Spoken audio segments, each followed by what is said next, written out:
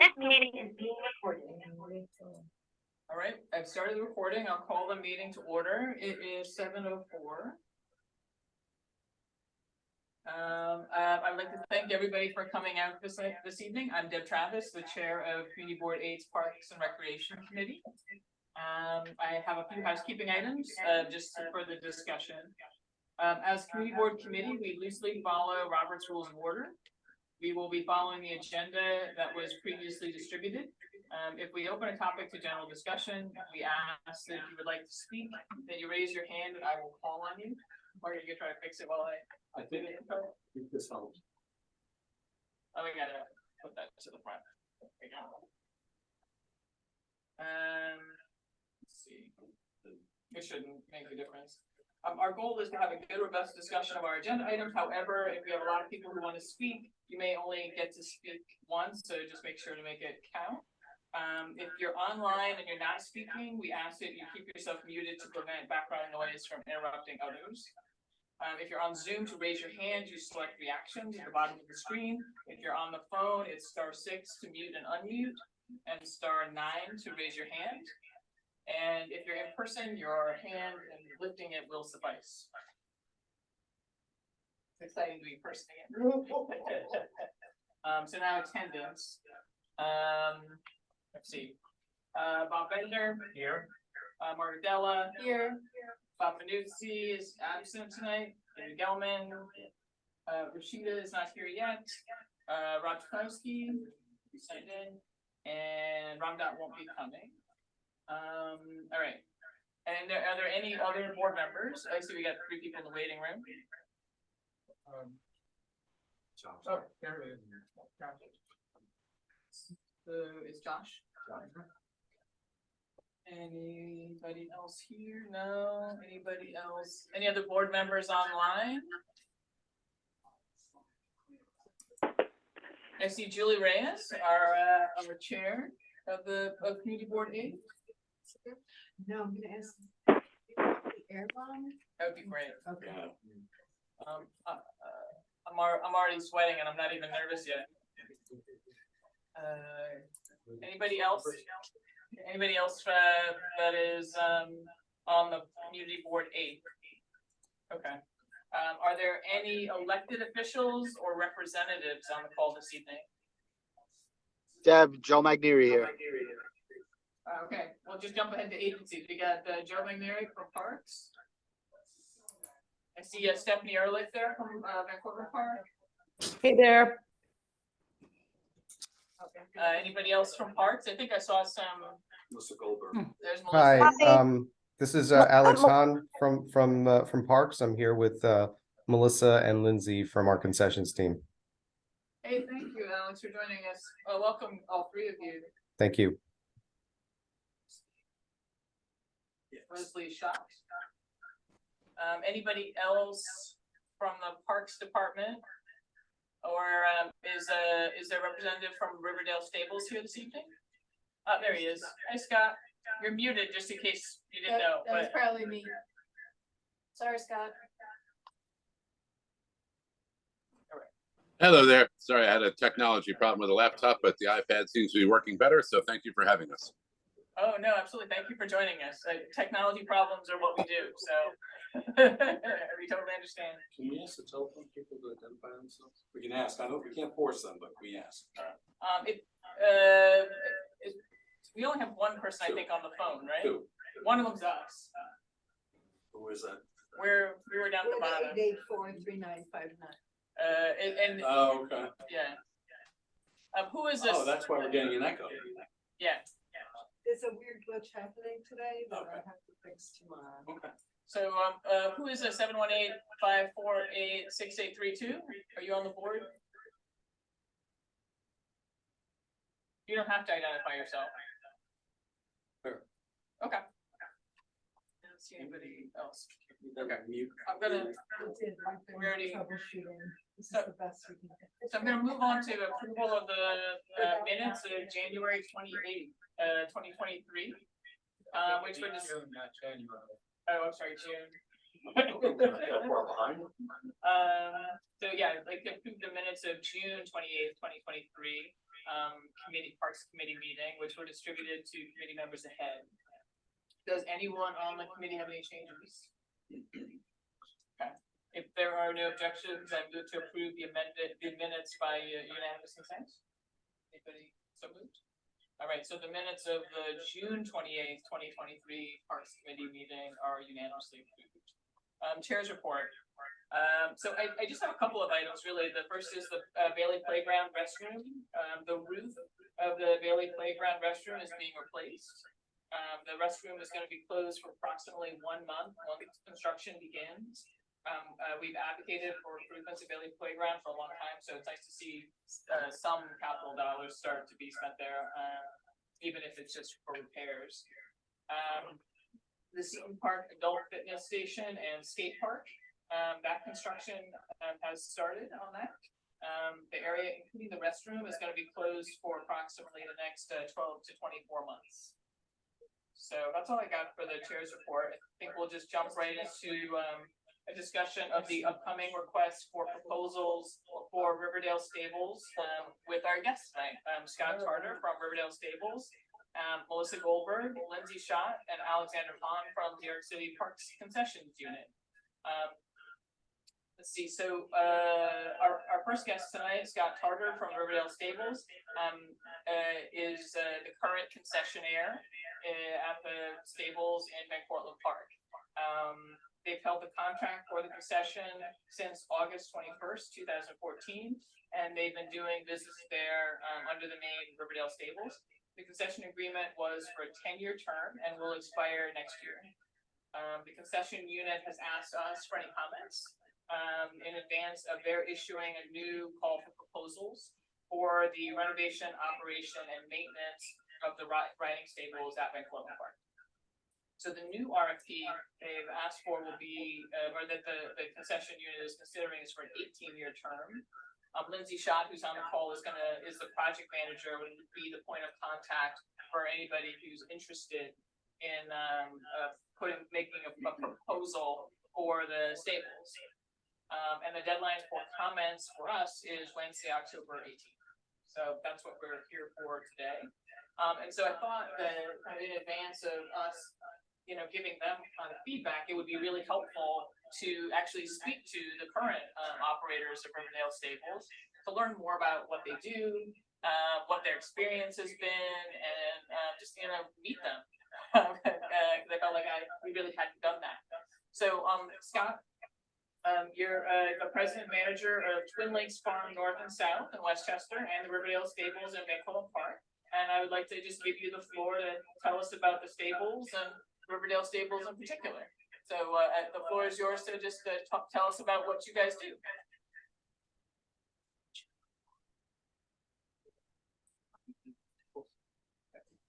Did I unmute myself properly? Yes, you did. Oh, there we go. I don't know if you want Lindsay to go first in the Parks Department. I don't know if you want her to discuss the RFP first, or you want me to talk about the current Riverdale, or what would work best for you? I think it would be best for you to let's just talk about the Riverdale Stables now, and then we can open it up to Lindsay talking about the concession, like what they're looking for the RFP when we're talking about what our comments would be for the RFP. Sure. I can give you some history about Riverdale Stables. You want to know what we currently do? Riverdale Stables was built in 1946. We currently have 71 stalls. We have right around 50 to 55 horses. The current count, when I did it this morning, was 36 school horses, which are the horses that we use for our lesson program, and 12 boarders, which are people who keep their horses with us. We're open 7 days a week. We do lessons for kids and adults. We start the kids at 6 years old, and we do lessons in our indoor ring. There's 23 acres total. We have 1 indoor ring and 3 outdoor rings. We are an English riding stable for you horse people or non-horse people in the room. We're an English barn versus a Western barn. We do summer camp. We do a therapeutic riding program. We do an interscholastic riding team.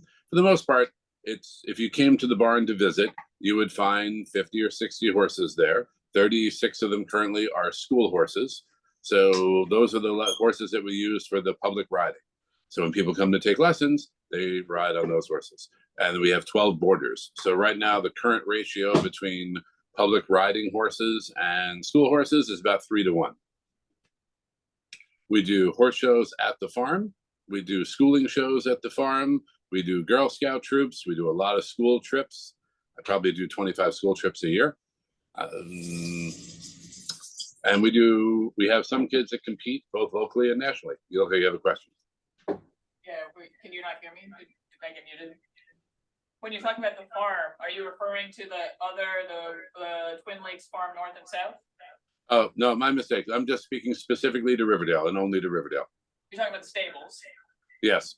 I'm sorry. Farm, to me, farm and stable, they cross over each other. But yes, specifically Riverdale Stables is what we're speaking about. So everything I've been discussing is specifically for Riverdale Stables. Okay, yeah. All right, I just want to make sure we're clear. And also just for folks who are on the call, I don't want anybody to misunderstand and think that Scott's organization has been running the stables since 1946. Oh, no. I've been actually, I did teach years ago. I know a lot of the history of it. The original barn was built in 1946. The original Van Cortlandt Stables, which predates all of us, it used to exist where Route 87 exists now, that comes through the park. When that was torn down, on top of the ash burning plant that was originally where Van Cortlandt is now, is where the stables was built. So we were built there. It was originally Van Cortlandt Stables. It ran with Jimmy Martin. It ran with Ruth Zolot. It ran with some people that I knew. And in 1992, 93, it closed. In 1994, it reopened as Riverdale Equestrian Center and ran as a 20-year lease there. And that's when they built the indoor ring and did some additions and made some changes to it and made some improvements. And it ran as Riverdale Equestrian Center from more or less 1994 to 2014. When the owners there retired and left, my wife and I were running a stable up in Westchester County. And that's when we said, it wouldn't be the worst idea to consider putting a bid in for Riverdale, as that's our closest barn close to us. And that's when we took over in 2014. Okay. Also, just to kind of talk about that narrative for a minute, though, I just want to make clear to folks on the call who may not understand how concessions work. The stables is owned by the City of New York and the Parks Department. The stables changes hands, periodically at the end of these concession agreements. So I don't think it would be true to characterize the previous concessionaire as retiring and therefore it became available. They reached the end of their concession agreement. There was controversy because they were keeping horses there for free in violation of their contract. And there were some concerns that they weren't providing community benefit. This stuff, I just did a little bit of research into the Riverdale Press, which did some great coverage of it at the time. And so I just wanted to be clear that these concession agreements are for a specific period of time.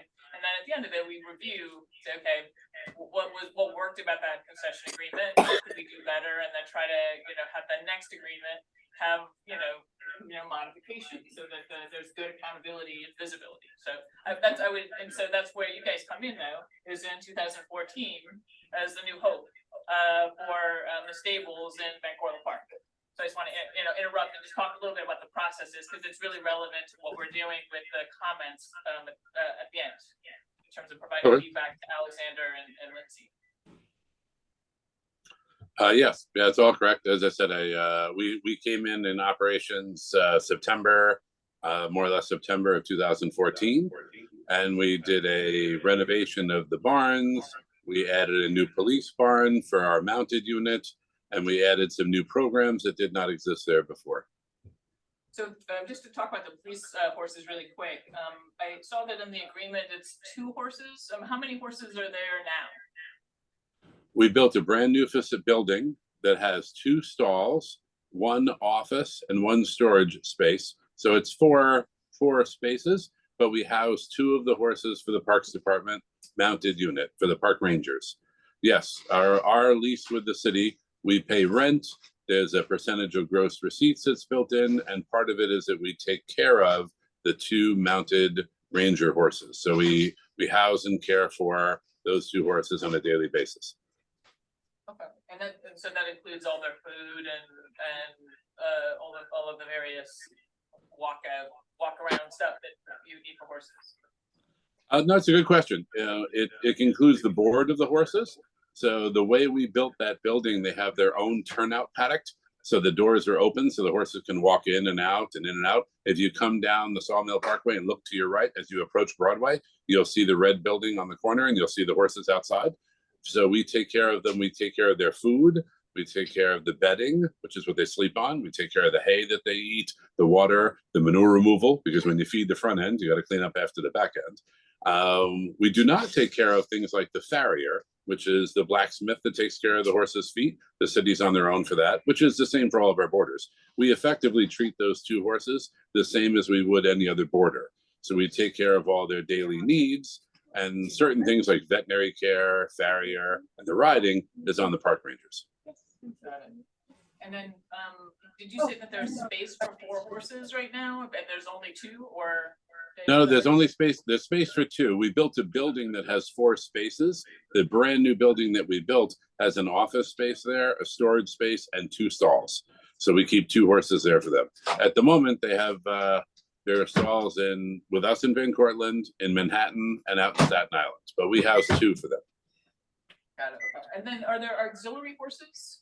I mean, one part of the reason I asked that is because we've been advocating for a PEP command in Van Cortlandt Park. And the horses, the mounted patrol may or may not be part of that, but that it's helpful to understand what the capacity is. And my understanding was that there may be some auxiliary horses also being boarded at the stables. Is that true? No, it isn't at the moment.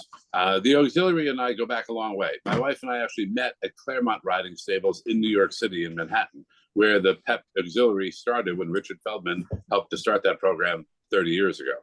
And they would have their regular parks horses, and then they would rent from Claremont auxiliary horses, our school horses, and go out on patrol. That's never come up at Van Cortlandt. It's something we could explore in the future. Right now, they have their 2 horses, and their officers, their rangers, and their PEP officers ride those 2 horses. But they don't board any auxiliary horses or rent any auxiliary horses from us at this time. That was something, as I said, they used to do years ago at Claremont. They had 3 horses back then. That building no longer exists, but they had 3 horses there, and then they would rent 2 horses for the day for the PEP officers. So they would have 5 horses on patrol. But at the moment, we house and care for 2 horses for the park rangers. So is renting the same as horse leasing? I saw that the contracts had specific kind of call outs about horse leasing. What is horse leasing? What is horse leasing? If you are taking lessons from us and you said, Scott, I really want to I'm thinking about getting a horse one day, but I'm not sure that I want to buy a horse right now. How do I? And it's like if you had a house on the beach somewhere, you don't want to buy a house on the beach somewhere, you'd rent a house for 2 weeks on the beach. Horse leasing is exactly that. It's like leasing a car. And we do have people that lease horses. In fact, I think 2 of our horses are leased right now. We treat them as boarders. But if you said to me, I really love the horse Mikey in the barn, and he's wonderful, and I want to lease him, and I'm going to lease that horse. So I would lease you the horse, and now you pay board on the horse and shoes on the horse and lease the horse. So when you say you've got 36 school horses, are any of those horses exclusively for the use of individuals? No, those are school horses. The school horses, all of those are school horses, and those are the ones we use for lessons. So right now, and that varies. We have new ones that come in. We have ones that we rotate in and out, but usually it averages in the 32 to 36 range right now. We just got 2 new ones in to try. So in that number. So how many people are currently leasing a horse that's staying in the stables? Do you know? I have to think about that for a second. I'm going through the 12 that are in my mind right now. I'm thinking probably. Actually, there are none. Right now, the 12 boarders that are there are all privately owned. I'm sorry, Scott, what was that? The 12 boarders that are there right now are all privately owned. There are no leases right now. Is that common? I wish it wasn't. I'd like to have some more. I will say at the other farm, we probably have a dozen or so that are leased. Right now, I have none. The 12 that are boarders right now are all just going through each one, are all privately owned. It's a step in the direction when someone says, hey, I'm thinking about getting my own horse one day. How do I, and they lease a horse there. But at the moment, the 12 boarders are all individually privately owned, and there's 35 school horses and two ranger horses. So do you keep horses? I mean, if I wanted to lease a horse, do I go to a horse leaser someplace? Do I go get a horse someplace else and then bring it to the stable? Or does it only work, or like at your other farm where you have horses that are available for me to lease there? You know what I'm saying? Oh no, people horses that get leased out and that's income to you, or do I go lease it elsewhere? And it's like I've leased a car, I'm just parking in the parking lot, but I have a relationship with somebody else. No, that definitely does happen. You could absolutely. In fact, yes. In fact, one of our ponies right now at the farm does not belong to me. Does not belong to the owner. I know that owner leased that pony when they were in New Jersey for the summer, and they brought the pony home with them. But to me, it's a boarder. It's the same thing. The fact that, like, if you park your car in my parking garage, if you own the car or if you lease it from GM, I'm still sending you the bill. So I take care of it the same way. I take it. The fact that you leased the horse and you brought it home with you is the same difference. Right. So some of these people, they may not have paid for the horse outright yet. Doesn't matter to you. Like, and so when we're talking about leasing, like in terms of the concession contract, though, are we talking about the alternative where you would have horses that were available for others to lease, or is that not the case? That's not what it means. Not sure if I understand that.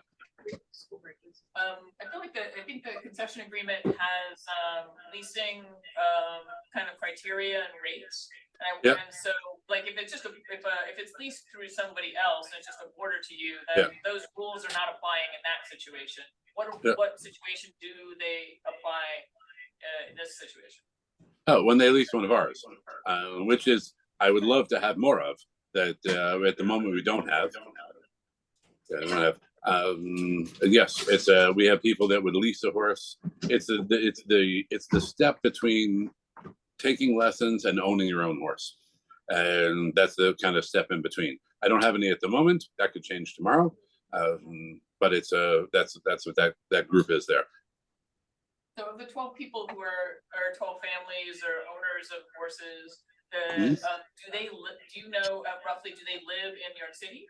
Do they live in the Bronx, or are they mostly from Westchester or New Jersey or further afield? Definitely not New Jersey. I could go through the address for each one. I was looking at it in lieu of this meeting, and actually out of the 12 of them, 4 or 5 of them are in the Bronx, 2 are in Yonkers, and I think the rest are in Manhattan. Actually, no, I'm sorry. Dylan's in Brooklyn. Let's think about each one. Dylan's in Brooklyn. I have one family that's retired. They board the horse with me and they live in Florida, technically. That's the little minis we have with us. But I would say it's probably 50-50 between Riverdale, the Bronx, and Yonkers. I get quite a few from Yonkers, because remember, Yonkers is right up the street. So it's so I would say Riverdale, Yonkers, and then Manhattan. So when you say 50-50 and you name 3 places, is that what is that 50 like 50% outside of New York City, or 50% Manhattan, Yonkers, and 50% the Bronx? I would say 50% the Bronx and Yonkers, and 50% other boroughs, which is I have 1 in Queens, I have 1 in Brooklyn, I have 3 in Manhattan, 1 in Florida.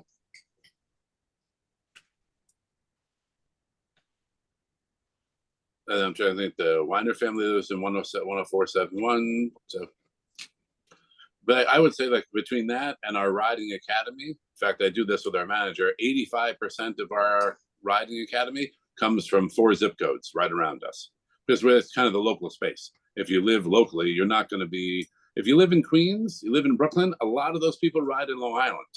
It's easier for them to go out kind of Long Island Railroad out that way. We get the Bronx, we get Yonkers. We don't get a lot. I don't think we get anything from New Jersey. What are the 4 zip codes for the riding academy that you're talking about? Is that the summer camp, or is that kind of year-round riding lessons?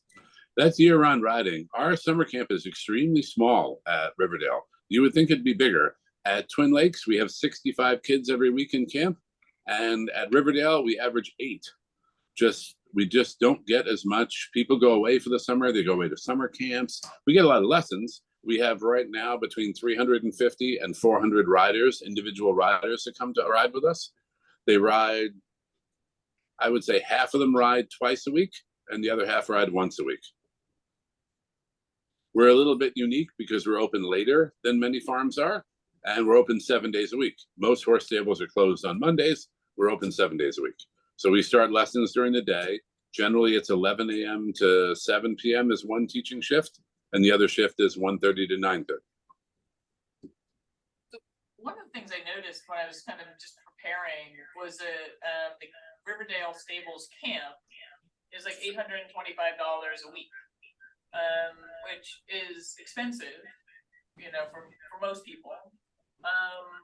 Do you offer scholarships? I mean, have you ever, do you think that the price has an impact on the number of people who participate in the camp? The price is really it. I would say I know more than 50 of our kids go away to summer camps at places like International Riding Camp, which is $1,500 a week, Camp Hillard, that's $1,200 a week, to SJ Camp, that's $1,300 a week. They go away. The summertime is just, even our lesson program drops off. July and August drops off dramatically. Well, New York City seems to go there's like a limited pool of children with a lot of money to spend on riding, but like if you charge $200 a week or $175 a week, do you think that you would have more children who would be participating in the camp? So I wonder. Like subsidize it? It's not an impossibility, but that's something I couldn't. I'd have to. I'd have to think about that. I don't know. So would it? I mean, I don't know if I could staff the camp safely. If we had 100 kids in camp or 200 kids in camp, I don't know if I could staff it safely. Bringing in $100 a rider times that many, I'd have to look at the math for that. Well, I don't mean to put you on the hot seat. It's really like I That's don't right. know the economics of why camp is so expensive. I know horses are expensive for sure, but that Well, I mean, they're there. there are camps that are kids have other opportunities to ride horses in other places that cost less, and that the price might be part of the reason that you don't see very much activity. You know. That I couldn't speak to. Right. I mean, they're there. The kids are there for 8 hours a day. They're there. They ride twice a day. I look at what I spend on my kids' camps, and they're comparable.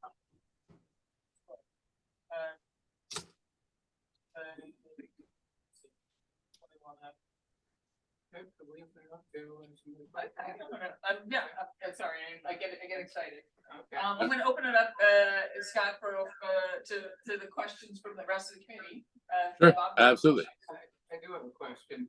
Can you say a little bit about the therapeutic riding program that you mentioned? No, absolutely. We've had two. Sorry, your screen's dropping in and out. Now I see nobody. Hopefully you guys can still hear me there.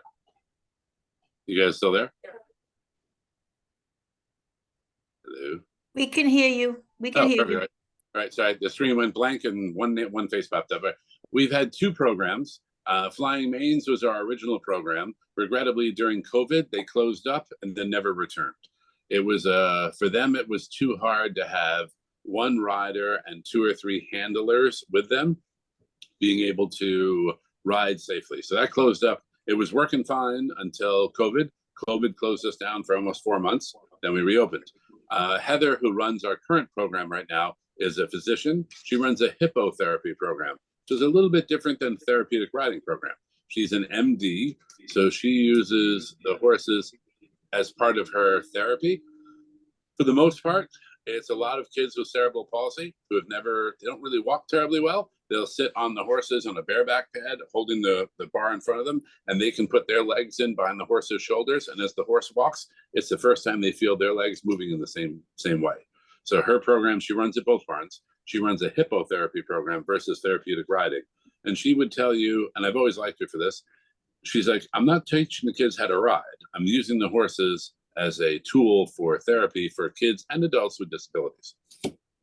What's the name of, is she a nonprofit or is she an individual? She is, and hold on a second, I'll bring it up. She just came up with her new website and her new name, which I will have to get to you. Give me a second as I'm doing two things at once over here, but I will get that. But she's a smaller program. She does both barns. She is one of our programs, and our interscholastic program this is the biggest year that we've had for our interscholastic riding team. We started Riverdale Equestrian Center, never had one. And we started out with 10 or 12 kids, and now we're up to 40. And these are kids that are riding in our riding school. The IEA is what it's called. And for your notes there, it's called RIDE, R-I-D-E, rideiea.com. It's an interscholastic riding program based just like college riding, which is all school horses, meaning no private horses allowed. These kids all ride twice a week with us. They get to go to 5 horse shows. And when they go to a horse show, they literally draw the names out of a hat. I say often to the dads, it's like stock car racing for horses. We only look at the riders, not the horses. So you're not getting beat by the person who bought a $100,000 horse and I'm on a $5,000 horse. This is all riding academy. This is all interscholastic. The kids come from the Bronx, they come from Brooklyn, they come from the city. And the kids get to go to 5 horse shows. If you get 18 points in those 5 horse shows, you get to go to regionals. If you're first or second at regionals, you get to go to zones. And if you're first or second there, you get to go to nationals. And Riverdale has sent riders to nationals 5 years in a row. These are kids that are not allowed to own their own horses. They ride in our school. They take 2 lessons a week in the school, and they're part of the riding team. It's something that never existed beforehand. So how much do the kids pay to participate in this? Is it kind of a flat rate for the school year? Good question. The lessons right now, our lessons are $65 for a lesson. Most of the people buy ticket books, so they get 10% off. So they're in the $58 to $60 a piece for a lesson. They're riding twice a week. The horse show is regulated by IEA. So we charge $110 for training and their entry. So when I'm talking to the parents, I usually say to them, you get to go to 5 horse shows. If you round it up, call it $200 a horse show. So for $1,000 a year, you can be part of a traveling show team that goes to 5 horse shows where you have the opportunity to compete and go to regional zones and nationals, all on school horses. So you're not really being outclassed by somebody who has a nicer horse. So then, what's the trajectory here? Do kids go to college and compete in college teams, or like other sports, like travel teams, or like what do they do here? What's the outcome? Our IEA team has filled 2 big holes for us. You have people that were taking lessons once or twice a week, and then somebody who has a horse. That's a big spare between the two. So I'm coming once or twice for a lesson, and now I'm going to have my own horse. What is there in between? And part of it was leasing, and a big part of it was IEA, which is specifically for junior riders. So it gave parents and kids a choice of like, I'd like to do a little more than just lessons, but I don't want to lease or own my own horse. How do I have something in between? So that's one hole that it filled. For our older kids, which my daughters are now 15 and 16, so I have a 9th grader and 11th grader. My 11th grader, who's standing nearby, is looking at colleges. When schools look at riding, they weigh riding. There we go. That's the teenage daughter. When they weigh riding, they weigh it very low. It's considered to be an individual sport. It's more of a hobby sport. It's not a team sport. And now I have a lot of these 10th, 11th graders specifically that want to be on the IEA team because they've said that is weighed as a team sport. And they're starting as a team sport. And there's over 250 schools in the country that have riding teams, including Columbia, Fordham, NYU. Sarah Lawrence practices with us over at the other farm. So there's others. So it's a kind of a gateway into riding in school. And it's a team sport that they get to do. It makes riding into a team sport, which when they were riding individually, just taking lessons, it wasn't. When you're saying riding, this is all dressage, right? English riding? We're English riding, but we're a hunter jumper barn. So our kids learn to jump. Dressage is traditionally on the flat, which means no jumping. So they do both? Yeah, I just wanted to double check. So they do both? We had an IEA dressage team and it kind of fell apart. It doesn't really exist in the Northeast as much, but we are a hunter jumper barn, which means the kids learn to jump. How are you approaching the capital requirements within the renewal? You know, I'm not familiar with the next set of capital requirements. I'm very familiar with our current building. I am there every day. We had a list of capital improvements to do, which we did, which included like new windows, new roofing, new boiler, getting rid of the asbestos, new lighting. We've converted all over to LED lighting. We got rid of the manure pile that was outside and went to a different manure handling space there, and have had a great relationship with the city with that. I don't know what the next requirement will be. I'm not sure. I couldn't speak to the next requirement. Anybody in the room who have questions? David? Two questions. Did you get any or all of the folks from Claremont when it closed?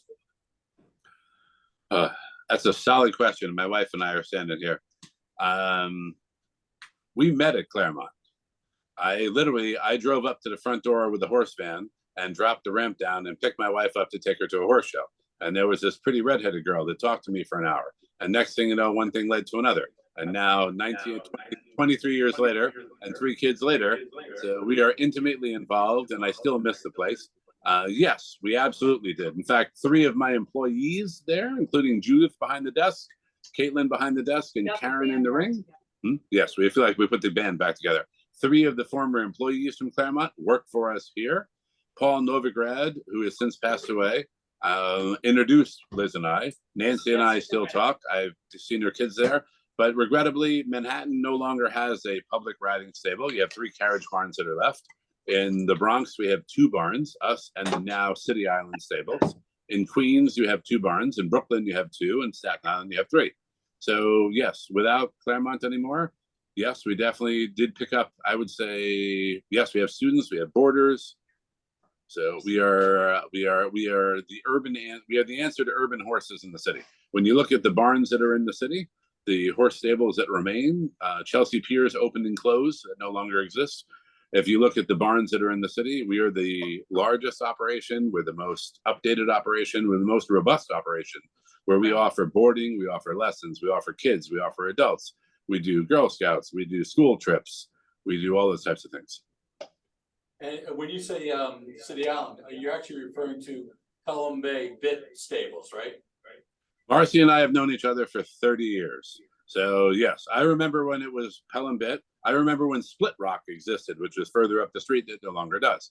It was Pelham Bit for a long time. It was then Bronx Equestrian Center. And then Marcy has kind of rebranded. She and I had a long talk about this. She has kind of rebranded Pelham Bit as City Island Stables as her new expansion there. Oh, I drive by there all the time, never noticed. One last question. Do you have 24/7 coverage at the property? I do. We have camera systems at the barn.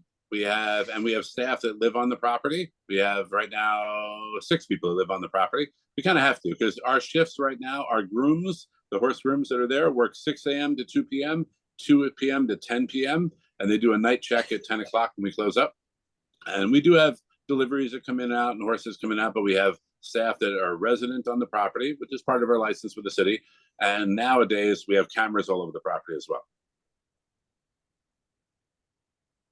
You mentioned the City Island Stables. They still do a $10 30-minute pony ride thing, which is whenever I mentioned Riverdale Stables to people, everybody mentions pony rides, but I've never heard about pony rides actually being available for many years. Is there a reason you stopped? Did you ever do pony rides, or is that just a product of the pre-2014, the earlier concessionaire? There was, believe it or not, if you walk down past our parking lot to the grass field, it was a cricket pitch for a little while. They used to do pony rides in the park there. And I have people come in their 60s, 70s, 80s that say, I remember when I was a little kid and I had pony rides out there. We do pony rides for free on Mother's Day and Father's Day. We don't have really the staff to do pony rides. I don't have the space and the staff to do pony rides. To pay somebody to stand there all day and wait to do 1 pony ride, 2 pony rides, we've never had the staff for. Candidly, I send pony rides and birthday parties to Marcy, and when to Bronx Equestrian Center, City Island, whatever you want to call it. And Marcy sends people to me. They're looking for lessons. They're looking to do more. We have a great relationship. We trade horses back and forth with each other. So we get along quite well. So I send pony rides to her, and she has somebody standing outside doing pony rides and birthday parties. We don't do birthday parties. The other side is insurance. The insurance in New York has gone up dramatically. We are the most expensive state in the country for insurance. Even though we just passed inherent risk law last year in New York, it still hasn't been tested in court. So our insurance is still 5 times higher than it is everywhere else. And when I bring up to the insurance company pony rides, trail rides, and birthday parties, they hit us with $30,000, $40,000, $50,000 bills. They make it, they won't say no, but they make it cost prohibitive to do it. So you don't do trail rides either? We don't. We don't. There is not a huge number of trails. I wouldn't say, maybe rephrase that. We don't do trail rides. No.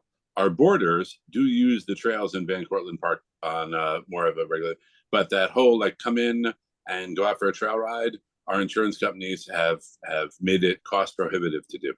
Trails are not horse So, and it's hard because the trails have become less horse friendly because we're out there less. So it's kind of, since we're out there less, it's become less friendly out there. You have the dogs out there on zip leashes. You have people out on bicycles. It's just not as horse friendly as the place it used to be. Actually, you anticipated one of my questions, so yeah, David. Other than being on this board and this committee and driving by on Broadway, I wouldn't know that the stables exist. How do you promote, and I'm gonna ask this at Parks later, how do you promote your stables and your programs and trying to get kids involved to the community? Word of mouth. Advertising, flyers, what? Candidly, I would probably say 80% of it is the mom word of mouth. That one mom says to the other mom, my kid's interested in horses. Doesn't your daughter ride? Where do they ride? Yes, sir. Where does my daughter ride? Is probably the number one out there. We've done more digital marketing than anywhere else. Want me to jump in? My wife said she wants to jump in there. You want to Okay. jump in there? All right, there we Are you married? go. Uh-oh. Are you a married man? No, but But who makes the decision in the house as to where the kids take their lessons? It's mom, right? So one mom says to another, where does your kid ride? I know your kid rides. Do you like it? Does your kid take piano lessons? So mom word of mouth is the biggest resource that we have. And so that's why we have to be very big in the community and to keep all community members happy, because it doesn't matter if the kid is not ready to ride, if the kid is nervous, you still have to remember this kid is a member of the community and you want the mom speaking well of us. So whether or not the kid is ready to ride, whether or not they're too nervous, if horses scare them, you want them to have a positive experience so that one mom says to another, my kid was not ready for this, but they were very nice to us at Riverdale Stables. They walked us through it. My kid was a little nervous. They didn't rush her. They were very sweet with her, because that's where decisions are made in houses, where mom makes the decision, where the kid is going to have their music lessons, their riding lessons, everything. Scott Charter, where do our kids take music lessons? Do you even know? Our kids take music lessons? Yeah, he doesn't That's have a clue. That's how this works. It is mom word of mouth when it comes to after school activities. Ciao, I'm out. But that's really my point. Okay, if you don't know it exists, you may not ask anybody else about it. And if you were advertising in the newspaper, or We do a lot having of programs no. that made people aware some way, somehow, then maybe the moms would talk more. But if they don't know it exists. I would say our advertising budget, and we do have one, our advertising budget is probably now north of 90% on Facebook, Instagram, and that world. And I feel bad because I get phone calls from places like the Riverdale Press and the Scarsdale Inquirer and the Yonkers newspaper. And I've asked our parents, I'm like, where did you hear about us? How did you know us? And my father made his living in this, and he's since passed away. The days of print media, they just don't see it as much. So we spend a lot more, I spend more budget dollars on Facebook and Instagram because it targets that. Like, I don't need to advertise in New Jersey. If you're in New Jersey, you're going to go to Bergen Equestrian Center. If you're in Long Island, you're going to go to Knoll Farm. Like, you're not going to come around here. So it's that's probably the groups there. And we do a lot of school trips. I probably do 40 school trips a year between Atmosphere, between all the public schools that come to us and Girl Scout troops. We do those for free. It's a walking tour with me. Obviously, I'm not scared here sitting in front of talking to you guys here. So I'm a little scared of public speaking. I'm not scared of public speaking. So I'll do, but most not a lot of Boy Scouts, but Girl Scouts, public schools, Yonkers schools. Atmosphere started a small program with us, and now we have 30 of their kids that ride with us that are further down Broadway, closer to the train station. And I don't, there's no riding involved. They come in and I give them a tour of the barn. We talk about how it was built and how New York City was built on horseback. And then we walk into the tack room. I put a bridle on my head. We talk about the parts of the bridle, the headstall, the brow band, the nose band. We talk about English saddles versus Western saddles. We go through the whole barn. We talk about the horses come in size, different sizes and colors, and how ponies are different than horses. And if I organize it right, which I usually do, I have our farrier there. The farrier is the blacksmith. They get to watch a horse get shod. That's the word we use for it. And they see the horses come, the shoes come off, they trim the feet. We take their shoes, the old shoes, we bang them flat, and I send each kid home with a horseshoe. Now, am I doing it because it's community? Absolutely. Am I doing it because I'm hoping that 10% of those kids will go home and say to mom, I had this great time at the barn and I want to go back for a lesson? Some of them come back for lessons, some don't. But we do quite a few of those. I think actually my favorite one, we do the New York School for the Deaf comes to us. And she's trying to sign the horsey words that I'm speaking at the same time. And we go through that. She comes once a year. So we've had, that's something we do. We've been contacted by a few veterans groups. We did Wounded Warriors twice. That was kind of a one-off thing that we've done. But the, we did do Sesame Street. I will say that's probably our greatest claim to fame. We taught Elmo how to ride a pony. That's definitely something, that's for sure. So, yeah, I mean, we are the Brahmses in the city's public riding stable. I'm very proud of it. It's if you walk through the barn right now, you would see that we're in great shape. The barn's in physically great shape. I would like to do more expansions to it. There's always things that, like, if you walk into somebody's house, there's like, I'd like to change this, I'd like to change that, I'd like to change this. There's nothing that's subpar right now. Our roof is in great shape. Our boiler's in great shape. All of our sprinklers work. We have 9 dry lot turnouts. We have 3 grass turnouts. We have kids that ride in our riding school. We have kids that go to horse shows. We have kids. I am sitting in a camper in Maryland right now with one of our kids that started out as a riding academy kid, and she moved up to riding, to taking IEA lessons, camp lessons, leasing a horse, to buying her own horse. And we're down here at one of the biggest finals in the country with one of our students from Riverdale. So it's we kind of have a little bit of all of the above. I have kids that ride once a week. I have kids that ride every other week because they come from divorced parents and one parent brings them and one parent doesn't. We get all of the above. But they're you said you were thinking about expansion. You're not thinking about wanting to expand it from its current blueprint. You're thinking about reducing some space like within the current footprint. We wouldn't expand the blueprint of the property. I would like to upgrade, like when we took over, we have the. I can't hear you all of a sudden. Are you still there? Am I still there? Yeah, we hear you, but they don't hear you. Yeah, you seem to have lost your audio all of a sudden. Did I? I can No. hear Scott. We can hear him. Am I still there? Yes, you are. I've been booted off. No, yes. No, you're still there. We can hear you. You're good, Scott. It's All right. Scott, this happens a lot, is they That's the freeze. right question, right? Okay. They're back. Oh, no, you're back again. You're back, Deb. But I can't hear You guys are Scott, back? so, Scott, why don't Deb, go can ahead? you- I can you hear me? Judy. Do you have a question for the Parks team or for Scott? No, I just wanted to chime in about the, if Scott can hear me, it's a very smart marketing strategy. The Moms Riverdale Facebook page group, I get a lot of volunteers through there. They tell them, the schools tell the kids, so it is a really smart marketing strategy, what he's doing, because it works for volunteers as well. I'm not sure if you guys are still there. I'm looking at a black Oh, screen. Now we hear you. Oh, there we go.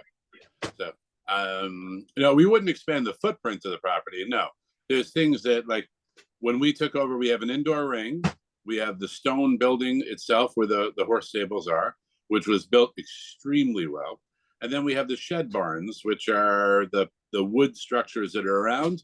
We rehabbed them, we redid the lighting, we redid the roofing, but and they're fine, but in my opinion, I could do better.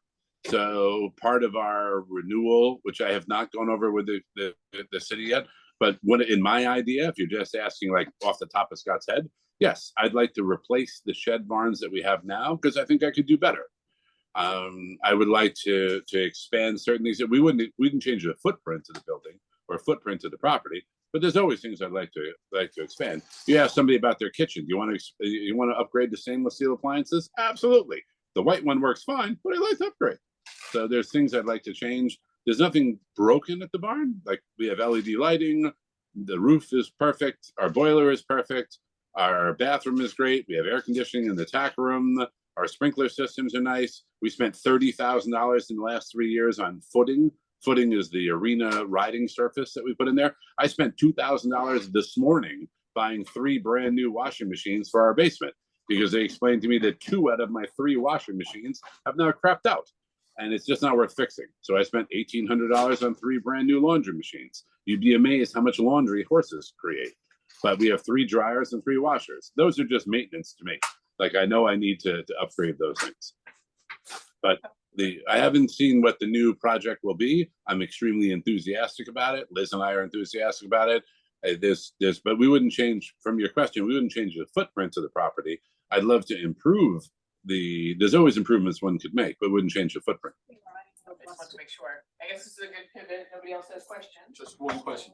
When you say sprinklers, you're talking about fire suppression for the building, not for the ground. Oh, there's both. One of the bigger things that we run into, which is a community thing, is the dust. You know, we have the outdoor rings and we have our sprinkler systems. And if you think about sprinkling your grass, I know it sounds absolutely ridiculous. I sprinkle our dirt. I sprinkle the rings. And every morning our sprinklers come on. And every spring I get a notice from the New York City Water Department that they think we have a leak because our water use goes from here to here. And we start paying for it. But if you drive by in the morning, you'll see the sprinklers running. But dust control is a real issue.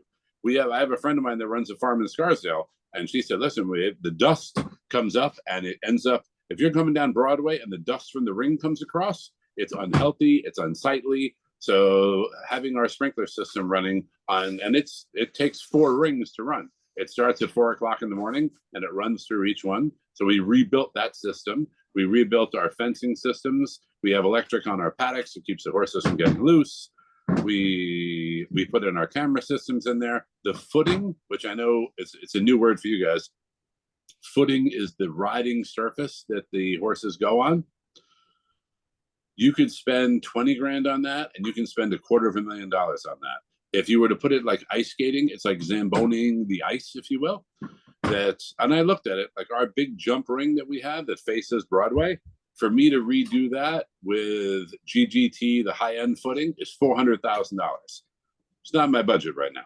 So we added fiber to that and we added new sand to that. And it's a constant maintenance because the horses pound it down. And we pick up the manure from the horses in there. And when you scoop up the manure, you lose footing with it. And the footing is effectively the riding surface. Our indoor arena, every year, it's like $6,000 to $10,000 a year to add to that footing because every time they're picking up the manure in there, they're taking out the footing. You don't want to be riding on cement. And these horses need to ride on a surface that's comfortable for them, where they can perform properly for the riders. How often is the fire suppression sprinkler system tested? We don't have a fire suppression system at the barn. We don't have a sprinkler system at the barn. We don't. There is no sprinkler system at the barn right now. It's dust suppression. I thought you said they're both. No. We have a lot of fire extinguishers. I can tell you that because I pay for them every year when they come through. We have, and our main building, if you look at the way it's built, and I was just doing this with our insurance people, the building's built of cinder block, brick, concrete, the beams on the ceiling, and I know I sound like a total Cookie Monster for knowing this, but our beams on the ceiling are 16 inches. So those are steel 16-inch beams. When you go upstairs in the hayloft, it's an 8-inch poured concrete floor. We do not store hay upstairs, but we call it the hayloft. When you go upstairs in the hayloft, Our roof up there are 8-inch steel beams. They're 2x10s across. The place is built to land a helicopter on. It's overly built, which I'm a fan of. The downside to it is when we did run our camera systems through there, running wiring through there is really difficult. Wi-Fi does not work terribly well. But the building itself was overbuilt, which as the concessionaire who's taking care of it right now, and listen, I don't own the building. I'm like the captain of the ship, and I am responsible for the ship. And one day I will stand down from being captain of the ship. But I'm proud of the ship that we run right now. We run lessons every day. We run boarders, we run kids, we have adults. The building's in great shape. Like, I'm bragging a bit, but I'm proud of the building that we have. Yeah, I mean, I think it's in wonderful shape. I think. Oh, no, I think it is too. physically, No, I just think of, Cathedral of Notre Dame. No, I think the largest, I mean, we don't have it's not a wood structure, like our indoor arena is a steel skin structure. I think the largest challenge that we faced in the last 3 years, COVID hit us hard because we were closed. That's difficult. We were closed because if you own a liquor store, you turn the key, you close the door. You own a Blockbuster, you close the door. When we closed, we had 35 school horses to feed every day. And we fed them every day for 50 days and 60 days and 70 days and 90 days. And the boarders, which our boarders were fantastic, paid for training rides to have the trainers ride their horses for them while they couldn't be there. And then post that, our costs have gone up. In the last 2 years, our costs have gone up 35%. It's all tied to diesel. That we used to buy hay for $250 a ton. Now it's $395 a ton. The manure that we take away, the manure containers, people have said to me, you don't stockpile it and give it to a farmer? What farmer am I going to give it to in Riverdale? And by the way, we fill 2 30-yard containers a week. So we make 60 yards of material a week. It gets taken away. It used to be $210 a container. Now it's $395 a container. So It's open to community gardens. we are. Actually, I will say that. Listen, I do get community garden people. They'll say, can I park my dump truck in between your containers and dump the manure there? I'm like, take all you want. Absolutely. Please come take it. Absolutely. Our hay prices, our shavings prices, our feed prices, all those things, because everything we have is tied to diesel fuel. Everything went up. Aside from our insurance, our feed, it's all gone up. But our prices have stayed relatively the same. If you compare our prices, both for board and for lessons, and you compare us to ice skating, piano lessons, karate lessons, singing lessons, and I'm a dad of 3, and I paid for all of those. If you go up Moshulu Avenue and go up on the left and talk to the veterinarian there, our board is $1,800 a month. For $1,800 a month, we feed your horse 3 times a day. We groom your horse. We turn your horse out every day. If you go up the street and ask the local veterinarian, she's $5 a day more than we are to board your cat. Now, granted, you don't board your cat every day, but our board for $1,800 a month is cheaper than some. I've had clients say to me, I board my horse here. My rent on my apartment is more expensive than the board on my horse because we're here in the city. Okay, I'm gonna stop, and just notice it's a good moment to just pivot over to Lindsay really quick to just kind of talk a bit about the concession itself and the RFP. So thank you, Scott, for like all of this detail and stuff. It's actually really helpful to understand costs and kind of tradition and history and like what's gotten us to the current point. So Lindsay, as you're approaching this RFP, how are you approaching it? Hi, everyone. This is Alex. I'll try to Maybe answer Alex that will talk question. about this, No, yeah. it's no problem. So, the purpose of the notice that we had sent over to you was really to get feedback from the community board and your committee on, how, your thoughts and your feedback for our consideration that we may include in the RFP. Now, the RFP is a competitive process and we have not issued it yet. So, I don't want anyone to be under the illusion we're going to share what's going to be in the future RFP, at this meeting. But we are here to listen to your feedback and your ideas, and consider, any of those additions, and the feedback you provided as part of the scope of the future RFP. And as Scott had mentioned earlier as well, he does not know what's going to be what we're going to be asking for in terms of capital improvements. That is something that we are required to in order to preserve the competitive process again, we reveal all that information on the day that the RFP is issued, but not in advance of that. I also want to clarify a couple of things. The agreement that we have is a license agreement and not a lease. So there is a very big, distinction between the two. A lease requires approval from the New York State Legislature in Albany. And we only have a few leases on parkland. That's Citi Field, Yankee Stadium, USTA in Flushing Meadow Park, and then the amusement parks in Coney Island. The horse stables, the golf courses, the restaurants, the marinas, driving ranges, what have you, they are operated through a license agreement. And a license agreement is a terminable at will agreement. There is no leasehold that is offered.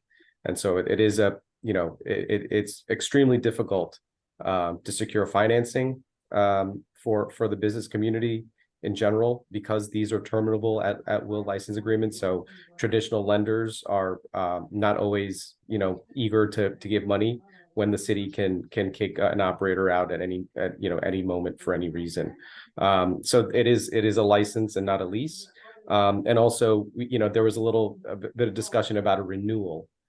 This is not a renewal, it's a competitive RFP, and anybody is welcome to submit a proposal. I'm hearing a lot of feedback. I'm not sure if you all hear that as well while I'm speaking. Is there a way to mute some folks? You sound good to us. Um, Are you able to hear us? Are you able to continue, or? I can continue, but it sounds like someone else is speaking. I think you're just hearing a little bit of an echo of me, I think. Okay, sounds good. That's all I'm hearing. Okay, great. So it is not a renewal. It is an RFP is a completely new process. We are awarding a brand new concession agreement to the successful proposer for that RFP. Now, just in very general broad strokes, what we'd be looking for is a high quality operator to manage the stables. And that could include, the activities and the programming would include public programming, boarding of horses, lessons, including therapeutic riding, events, those are very general terms, but that's what we'd be looking for there. We're also going to be asking for capital improvements to the facility over the term of the license agreement. One question, this is for an 18-year term instead of a 10-year term like the previous one. Why the longer term? When we're considering the term of a license agreement, we're also considering the amount of capital investment that we think might be needed over the next term. So is that to imply then you think that more capital improvements are needed now than the 200-some thousand that were done back when Scott's company started? Yes. Okay.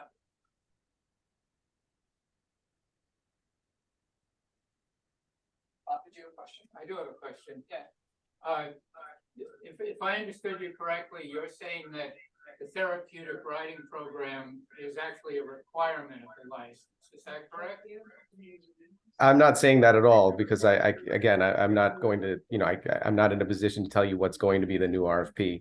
But what we're saying is that those are the types of activities that we would entertain as part of the new proposal. So some sort of program for the community, some sort of beneficial program for the community, such as therapeutic riding, ordinarily would be part of the license. If that's part of the proposal and that's the proposal that is selected, it will become an obligation in the license. Right, but you're not requiring that? Well, I'm telling you that we're not telling you what's going to be required in the RFP in order to preserve the competitive process.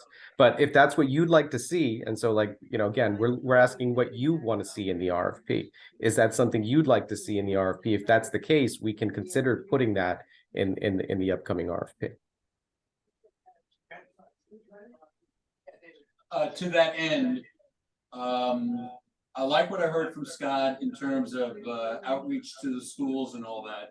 but I still at a visceral level get the feeling that there could be much more outreach to get many more children and adults involved. And that could be posting flyers at the libraries or doing advertising in the Riverdale Press, as well as social media and all that.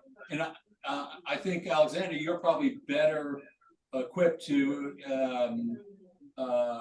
determine what would be better, but it seems like it would be worthwhile to get more community involvement at the stables and in their programs. I think there's always opportunities to improve outreach to the community. And as we, as our concession agreements expire and we meet with the community boards for these, the various concessions we operate, that is something that, we have been discussing with operators. How can they, reach a greater, following within the community? How can they engage with the community some more? How could they provide these programs to the folks who live nearby? Though, no one is precluded from visiting our concessions or our parks for that matter. It doesn't matter where you're from or where you live. I live in Manhattan. I go to parks and I go to the beach in Rockaway. I visit concessions in Brooklyn. I visit parks in the Bronx and Queens. So it really doesn't matter where you're from. Everyone is welcome in our parks and our concessions. But certainly there should, and we think there's always opportunities to engage with the surrounding community and the neighbors a lot more. I just want to add to that. I mean, we Community Board Aid, we have the special committee on racial equity, and I think that they're often reminding us that all of the committees have a responsibility to kind of look around in their community of where things could be done better. And I think that, like with the stables, if it's just word of mouth, that it's always just the people you already know, and that just perpetuates, inadvertently, I think, but still perpetuates certain people knowing about the horses and certain people, being able to ask for what they would like to see at the stables. And not everybody can, even necessarily know that they could, go to Scott or have access to Scott to say, I would love to see $10 pony rides because I can't afford, more. So I think that there's something really important about making sure that everybody in the community has access, and not just awareness, but awareness to start, but also invitations, because it does sit back from the road, it's kind of off on its own, the whole thing. Ms. Lucy, do you want to say something? Yes, we have quite a few parks that have a lot of children. Washington Walk, and we have St. James Park over there. And if you do a little bit more advertisement to these particular parks, you will have a lot of mother, father, whoever, want to give their children a pony ride. Because I think this is the first time I heard about it today, that we have something to offer the community. Activism between the west side and the east side, and I go to meetings to find out what's happening, because you have so many children walking the streets, and this would be great for them, something new. So we definitely need more advertisement about this to help Scott out. Understood. And so I think to that end, because and we do concessions all across the city, and we meet with various community stakeholders. And, one thing I've noticed is that every community sort of seems to have their own channels and their own methods on how, they communicate with each other. Sometimes it is through, publications. Sometimes it's through, Facebook groups. Sometimes it's through, some other mediums. And so what I'd like, if you can be helpful and to send to parks directly, because we can have these conversations with the successful proposers once we receive proposals, is if you can share with us, the best ways that we can reach out to you, or when I say we, I mean, through our concessionaire, how the best ways we can reach out to you so that you can hear about, the programming and the events that our concessionaires are doing. And I don't mean that specifically to Riverdale and to the stables, but I know we're here to talk about them today. But how do you find out about what's going on in the neighborhood? Is there a Facebook group that people pay attention to? Is there are there neighborhoods, are there areas, are there shops, are there gathering spaces where people share news and find out about what's going on? If you can, let us know how you share information with each other. Of course, the community board is one channel for sure, right? And so we know that we can encourage any successful operator when they're doing, outreach and they have programming and they have events planned, that will of course ensure that, they're informing the community board of what's going on. But are there other tools that, you can share with us? Any advice you can share with us on the best ways to get the word out to all of you? Because there's no intention on our end to not share that information, because the purpose of these concessions is to serve the surrounding communities as part of their, the amenities that they're providing. Well, you have Northwest Bronx is fighting to help the armory, have been implanted or put aside for over 30, 40 years. So this will help stop advertising that there's forces around in the Bronx.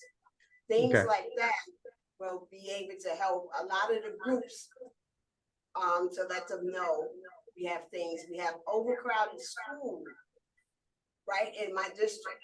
Mhm. So it's a lot of things that we can help advertise what's other is happening. I hear things from people from on the outside.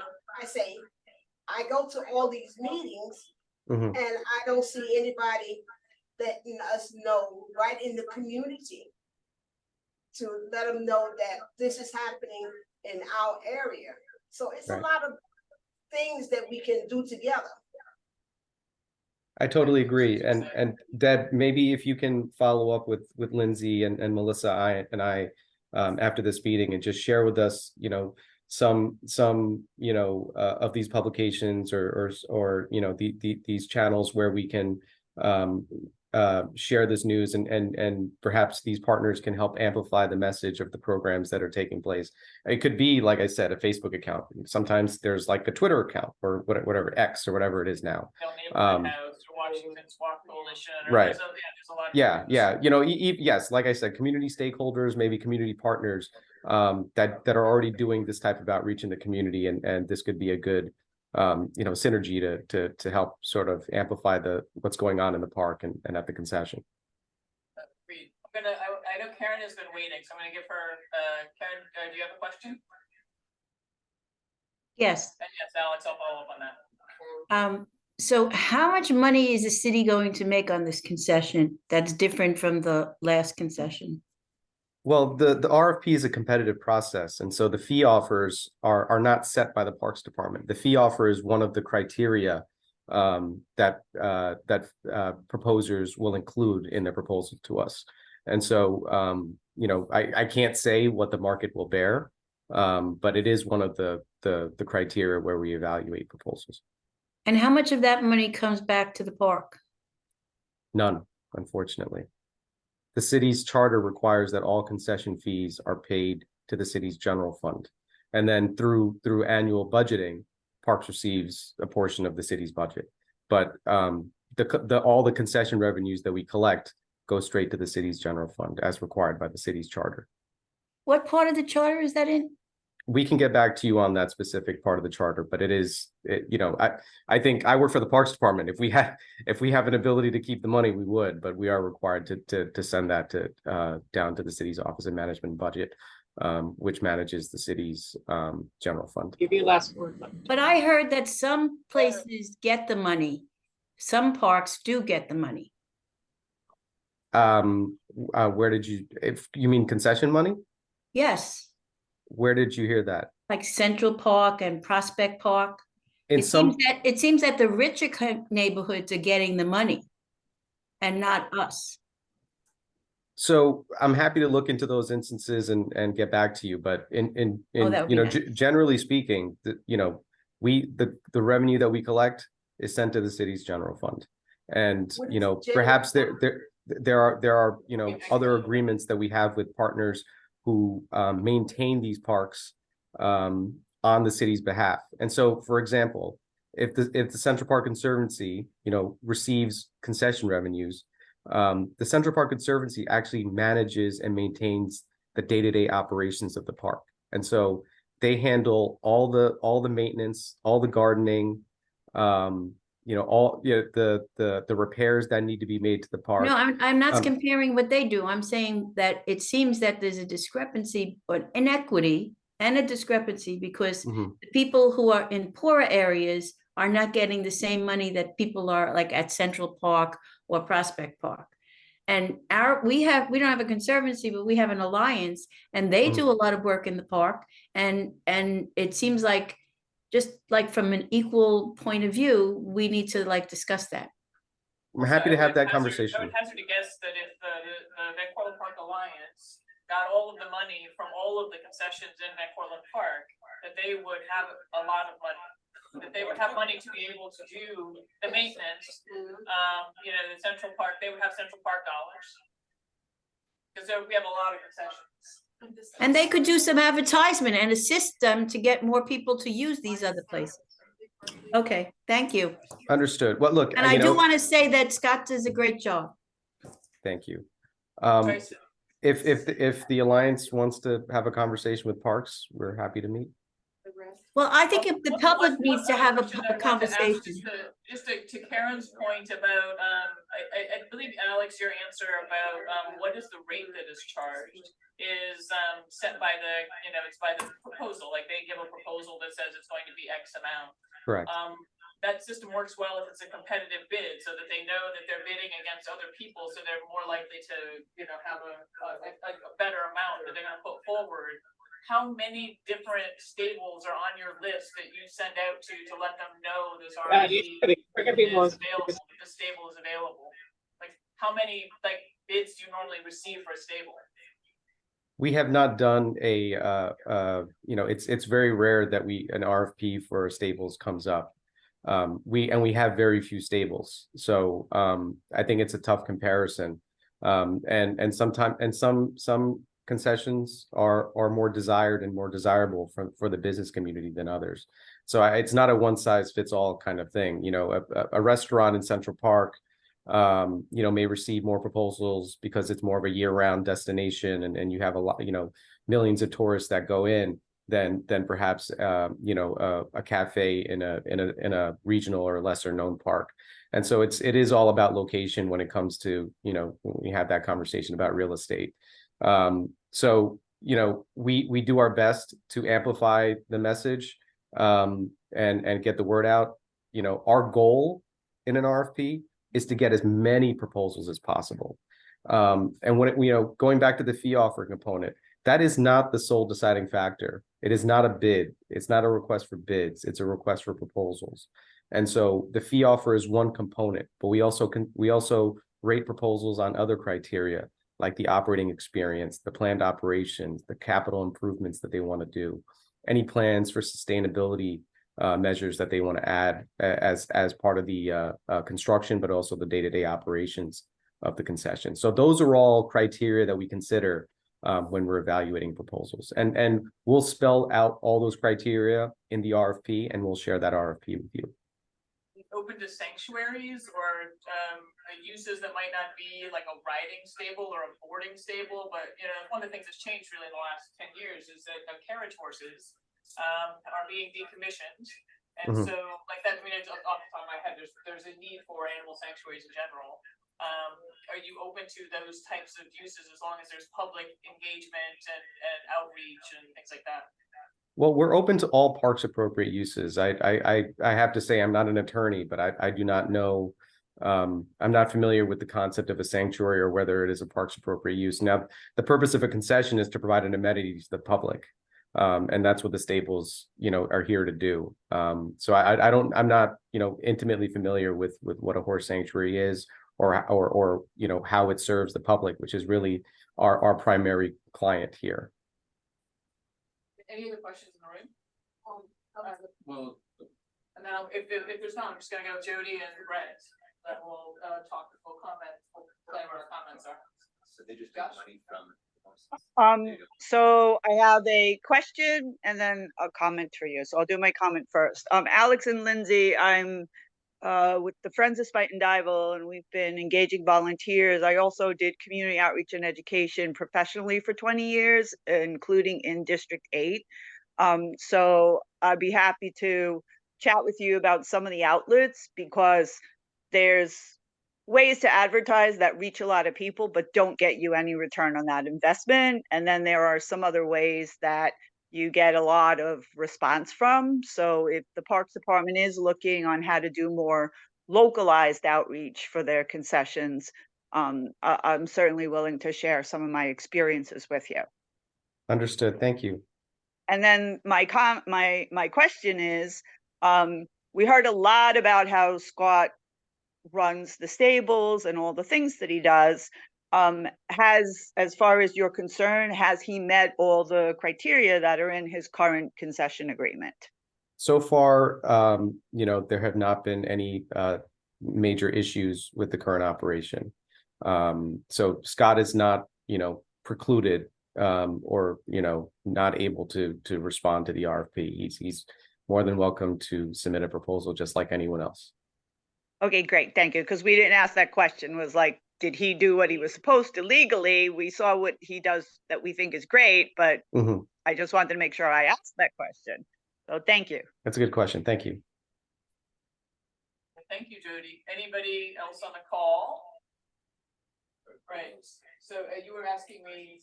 They make money from lessons.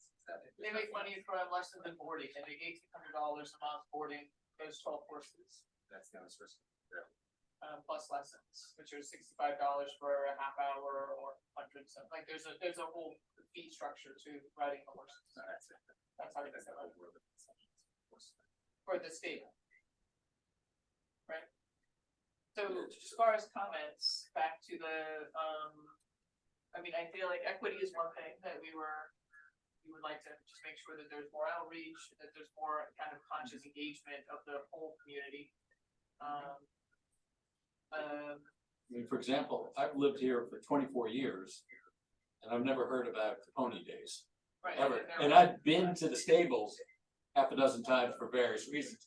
And they actually once had a program called, around the time of the movie, Dances with Horses, which was a cute idea. It wasn't all that good, but at least it was an idea. Right. And I found out about it from some flyer in the community. No, that was us. My impression is that, Scott's group is doing a good job, but the outreach to let other people know, and there is a hyper local Facebook-like thing called Nextdoor, which could be an avenue. Well, but the problem with Nextdoor is that even it's hyper local. Like I can't join Riverdale's Nextdoor. Like, I didn't know it was that local. yeah, I tried to join it to learn about other park stuff going on. Okay. They can't get on because I don't live close. Can we, So since this is a parks entity, although a private concessionaire, can we put it on our webpage for the community board? we can do. Well, it is a commercial enterprise. We can certainly announce the fact that there's an RFP. Sure. I'm thinking about like that, lessons or pony ride days or learn about horses or whatever programs they might want to do. I don't know. Could we do that on our website? I feel like the thing that's the problem, like the big issue is that $825 for a week. It's only got so many people who's gonna go. There's six kids. But I feel like part of the reason there's 6 kids is because there's a lot of money. I mean, it's a lot of money for me. Yeah. If it's something that somebody's charging for, I'm not sure that we can do that. We're advertising for somebody. Right. Or something that's financially remunerative to them. And that's really not our place. When it's something that's free and open to the public, that's totally different. Right. Well, so maybe it's like if there are these Mother's Day things, right? Like that. Sure. Oh, yeah, with a Like, free if event, it's a free event, or just bringing the horses around to some things, like there's more integration with movie night or whatever. Yeah. One of the things that was in the Marshall RFP that I thought was really nice that came out over the summer, and I want to give props to the concessions unit for adding it, was to encourage the concessionaires to have relationships with the administrators of the park, with direct community stakeholders, and to actually engage with the community in that way, which is something that wasn't in earlier concession agreements I've seen. So like, if they actually engage with Vancouver Park Alliance, then maybe you actually would see a little bit more synergy with bringing horses to an event, or like when the boats are around, like, you know, It's a good idea. do more than one thing, Yeah, right. you know. If we think restricted as a liability, it's found on East Park. They can't ever take the horse down on transportation. Well, their insurance Yeah, doesn't okay. allow them to do classes, the So they training, advertise. but that the boarders take the Right. horses out. Borders probably have their own Yeah, they have. bylaws liability. and liability. Tons of sign-offs. Yeah. So, but I feel like that Sort of community understand. outreach is a part, that's Yeah. certainly part of this, Yeah. and just affordability, I think that there should just be. Riding horses is expensive, and there's no way around it. Well, the way around it is to be a nonprofit, I mean, Yeah. nonprofits can take grants, Right. Mhm. right? I mean, it is striking to me that, that all of the community benefit stuff, the therapeutic horse riding, is being done by a different entity that's being subcontracted out.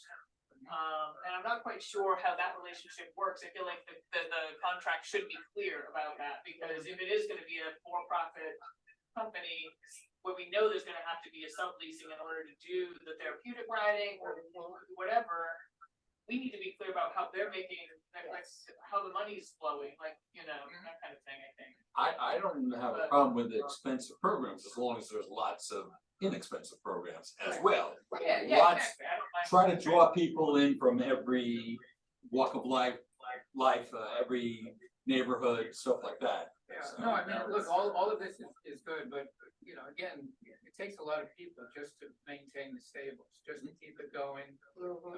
It's an expensive operation. You know, but the more that it might be possible for some nonprofits to be able to do programs that reach a wider part of the community, I think that would be wonderful. Some of those people may in fact eventually become paying customers. Mhm. Yeah, I'm all in favor of it. Yep. I think you're absolutely right. So is there anything, I mean, is there anything else you wanna include in the, I guess the 18-year term, like, I'm okay with it if it does line up as Alex described with a lot of capital improvement. It seems odd to me when, I can't really name any obvious capital improvements that need to be done, unlike the Vancouver Golf Course or other things that we've talked about, where like, okay, this needs to be done, or that needs to be done. This mostly seems like it's okay, I mean, maybe there's, He's playing his That- part very close to the best. yeah, no, I know, he always plays his cards close to his vest, but that's okay. Do we know the date of the RFP? They told us, I know when the lease expires is next year. Next But year. when do they actually issue the RFP? Well, they How far want in our advance? comments by October 15th, I think, something like mid-October. So then I assume it'll kind of come out in November, December. Alex, what's your time frame for when the RFP will come out? So it's typically a 40-day period, and so that's when the period to submit your comments to us is due. All of our RFPs actually need to be reviewed and approved by an army of city lawyers, and so I wish I could issue the RFP on October 16th, to be honest with you. But we need to get your comments, and the earlier we get them, the more time we have to consider them and figure out how we can include as many of them in the RFP. And then send that to the attorneys to take a look at, make sure that the city's being protected and the taxpayers are being protected from liability for some of these ideas. So, you know, ideally, we'd like to issue it this fall. That's helpful, thank you. You got it. He did say ideally. What? He did say ideally. The fall is so into the Yeah. 2 years, it's an idea. Hear you. Yeah, no, I know. So is there anything else as far as comments, we would like to make sure is included? You guys have my contact information, the cell phone and email and anything else you need? Yeah, no, I think we're all, we've got everything. I do want to thank you for coming on, and just teaching us about all of, I'm sure not all, like, teaching us a lot about, how to run a horse stable. I feel like I'm a much smarter person. Ready to go horseback. But yeah, now everybody's excited to go horseback riding. And I certainly don't want this to seem as though we're being critical of you. We're really just trying to understand how this business works and how to make it more equitable. Because I think that's what the big kind of standout for us is how often Back most in of the meeting, I still can't hear him. Park has no idea what you offer. And I'll say for myself that when I've been around horses or ridden horses, it's very moving. They're very powerful, and I still can't participate. It's a big deal. It is. It's life changing. So we want to just make sure to get as many kids in with horses, on horses, around horses, taking care of horses as we can. So That's great. so thank you so much, Scott, and Scott's wife. Scott's wife. This is Elizabeth back behind. This I is Liz. apologize for my pajamas, but I have to be up at 4 a.m. to lunge a horse for a kid who is going to a national finals who learned to ride at Riverdale. But I will say that's not what's important because now we're old. We go to the bat mitzvahs and weddings and christenings of the children who we taught to ride, and they give us a hug and say, thank you for being a part of my childhood. And that is the biggest thing. That is the biggest thing ever. And that is why we're here. And that is why we are within the community. So People ask we my want to make sure you're getting hugged by a lot more people. Yes. Hey, I have people ask me my favorite thing at the barn, and I will tell you, barn tours. If you ask anybody, my staff, which will tell me I talk too much, that I sit at the front desk and I chat with the clients. And I said, I've known this barn for 40 years and doing barn tours for the kids, doing Girl Scouts. I had a little girl ask me, I kid you not, I don't want to take you guys up there, but I had a kid, I was standing at the coffee place diagonally across the street from up at Tierney's up on Mashalou. And a mom looked at me and she said, my daughter says you're the pony guy. And I said, I'm sorry. Sure. Yeah, sure. Well, she was there for Girl Scouts. I said, oh yeah. And the little kid turns the corner. It's a little sister. And she looks at me and says, do you have unicorns? And I looked at her and I be honest with you, I lied to her. And I was like, absolutely. However, at this time of year, it's very cold for the unicorns. So they're not around this time of year there. My favorite thing to do, I said, when people come through, I love to walk them through the barn. I'm proud of the barn. I'm proud of the programs that we offer. I'm proud of the kids that are there. I wish that the biggest struggle that I candidly probably have at the barn is school, because we're sold out with kids between 3 p.m. and 8 p.m. The kids are busy. They all come to ride. But when people say to me, Scott, I want to come for lessons. Sure, absolutely come to ride. When can I come? 4:30 on Wednesday. Every kid wants to come 4:30 on Wednesday. Now we have a large group of kids that come from homeschool, which is a whole new group for us after COVID, because homeschool was one group for a while, and post COVID it's a bigger group. So I have kids that come during the day that can come, but we're sold out from 3 p.m. to 8 p.m. You want to come at 9 o'clock in the morning? You want to have a community board meeting at 8 o'clock in the morning? The barn's quiet. At 5 o'clock in the afternoon, we're busy because that's when all the after school kids are.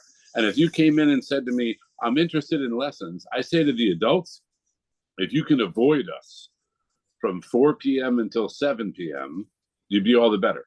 Because if you can come during the day, you can come in the evening afterwards.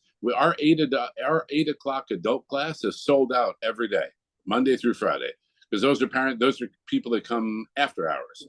It's quieter during the daytime. Well, thank you, Scott. Thank you for all that information. It's great. I'm going to move the meeting on just in the interest of brevity. Absolutely. Thank you. Thank you guys. Appreciate you coming on tonight. Thank you for having me. I'm sorry if I took up more time than I probably should have. And looking down, I think I dominated this. I apologize. But I wanted to ask Alexander. Jay, your hand went up. Did you have a question for Scott or Alexander or Alex? I just wanted to, just acknowledge that we're here and to say that, we appreciated hearing what Scott had to say about the programs he runs and the location. We're certainly interested in the, hearing what the RFP looks like and from Alex and Lindsay. And I just want to say that, we do run a nonprofit organization, and there are a lot of other, things that we provide that I think that the committee and that your team, Alex, would get pretty excited about. And we're looking forward to be able to present that to you. And certainly don't mean to step on Scott's toes, but just wanted to acknowledge our presence here and to say that to you. And our place is considered a sanctuary with multiple animals. So we'll be excited to share that with you. Thank you. Appreciate it. And thank you for having us. Okay. Alex, I had, just to move it along a little bit, I wanted to ask you about Mosholu, the Mosholu Golf Course.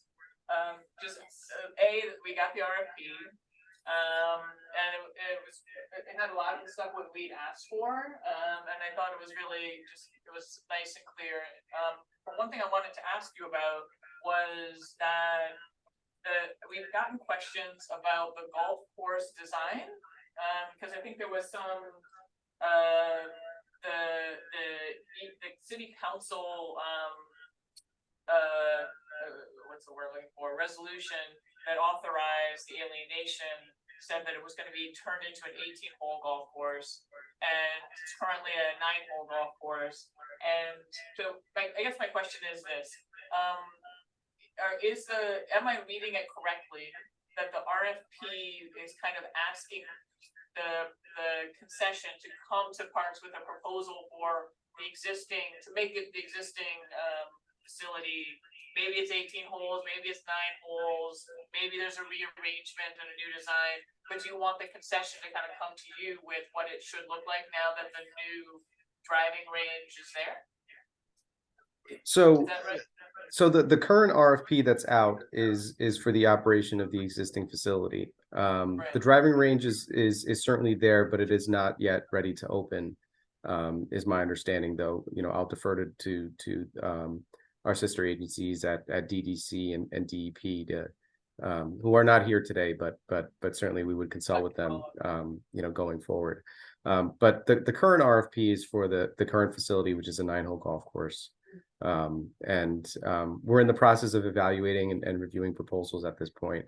So I can't get into too much details, but we hope to share an update with you folks soon in the coming months. And I can appreciate that. I just had gotten some questions. I wasn't sure if I should just assume that was the intent that I read in the RFP, or if how to interpret it, whether who's going to own the design of it. Yeah. And then I think the last question I had for you was Grow NYC. You sent a notice asking us for comments on Grow NYC becoming a single source concession, and I just wasn't sure what that meant. I just wanted to ask you about that. So Grow NYC operates the various green markets that you see in the city, and there's about 25 of them in our parks, in 4 of the boroughs.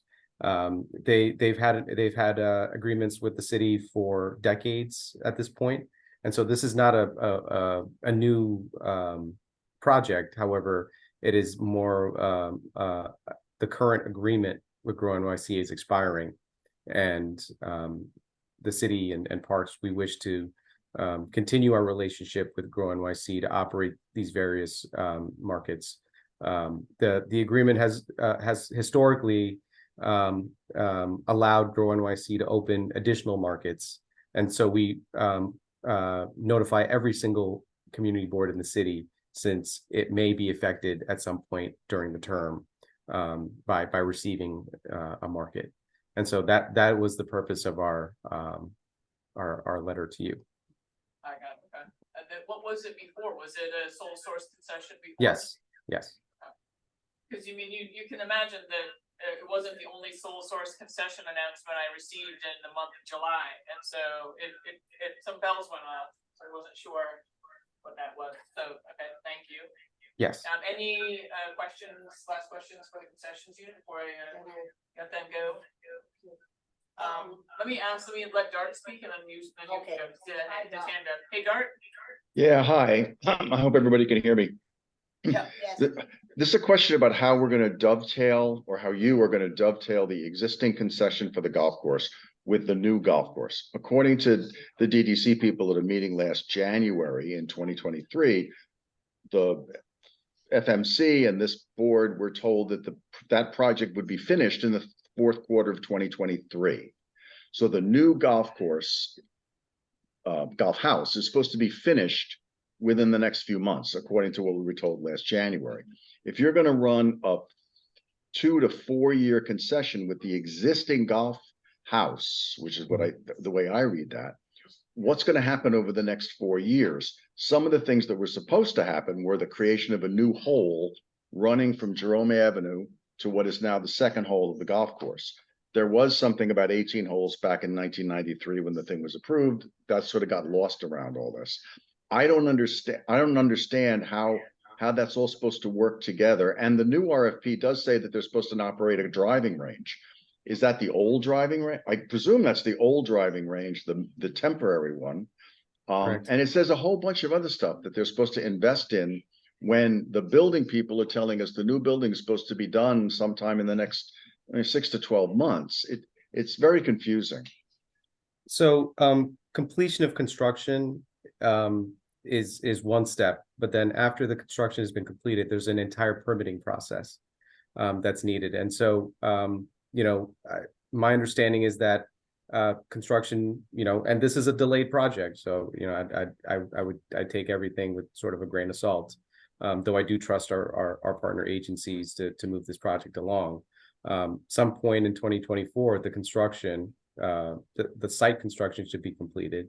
However, there will be a period of time when the city will need to obtain permits to utilize the buildings, get them inspected, and that may take another year or more before anyone can occupy them. And so the purpose of this RFP was really a temporary operation so that we can complete the construction project. Hopefully there are no other delays, because I don't know what's going to happen over the next year either, and ensure that there's continuity of services for that short term. And we're not seeking a 4-year term. We're seeking a potential 4-year term. So it's 2 years with option years. Hopefully we don't have to exercise those option years, and in 2026 we'll be able to finish out this short term. During that period of time, while we have this short-term operation, we need to issue a new RFP for a longer term. And so that process still needs to take its place. Okay, I mean, everything in the Bronx takes 10 years to build. I could give you 7 examples. It's really a pain in the neck, but the hole that they have to build has to be started before the new golf house is open, and it's a big, huge pile of mugwort right now. So while they're building the parking lot, they're planting trees around it, but nobody's working on that new first hole. And I'm concerned that when you get there, 18 months from now and say, okay, we're ready to go, we have all our C of O and everything, nobody's going to have built the extra hole. And we're still going to be like, and oops, we got to do that again. I mean, I play there every week. So, I mean, that's the problem. Nothing's going on in that part of the project when they're busy planting trees around the new parking lot. Doesn't seem to make sense. Understood. I'll be quiet after that. We will follow up with you with more information. I can tell you that the first hole is currently being discussed with our agency partners and also with First Tee, who does still have additional money from their capital commitment that they need to spend. And so we will, let me take this back to my team and then follow up with you with a more substantive update on what's going to happen and the timing of that first hole. But it is something that we're actively discussing. We did not forget about it. Thank you very much. Liz, you're next, and then Karen. Okay. And well, Karen will be our last one. We'll wrap it up. I believe I was working with the community on that park. And when it became later on that it was a golf course for Trump, and we thought that we won that park for the community. And then it was turned around and was taken away from us. I don't understand that. it's really a disgusting thing for when the community have fought for certain things to do something, right, Karen? Do certain things, knowing that it was gonna be for the community, for we have a decent place, not for just for golf. That's like 1, 3, 4, 5 people. So it's a big issue with me. I don't know about anybody else. Because Kingsbridge Heights Neighborhood Association was one of them fighting for a decent park. I don't have, yeah, Karen. Yeah, Karen, you wanna go? So I don't want to be yelling. I'm not yelling at anybody. I'm not yelling at you, Alex. I'm just, Yeah, no, there's no yelling. Everything we're saying with love, Alex. We're yes, saying it with love. we're not really yelling at you. We're yelling at something else, but it's just, Yeah. Existential. it's just an unbelievable thing. We said, oh, you want to build a filtration plant? Yeah, you build a filtration plant, you put the filtration plant in there, but oh, don't worry, we're gonna make sure that every single thing that we promised you, you're gonna get before we open the filtration plant. And we never got that. And not only that, I don't see how this project is not completed.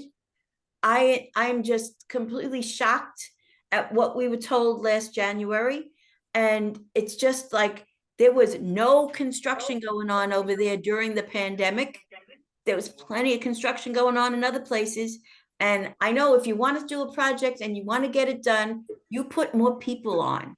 You can do something if you want to get it done. There's no reason that this thing is like in the far out time, that we have no idea when it's going to happen and when it's going to open. And it's unexcusable. I'll take it as a follow-up item. I mean, we don't have a chair right now for environment sanitation, so we don't have a person working with DEP. But I can take it as a follow-up item to talk to the Parks Department to try to get an update, because you know, this is a project that's depriving the community of the use of the space, you know, even longer than it was ever supposed to.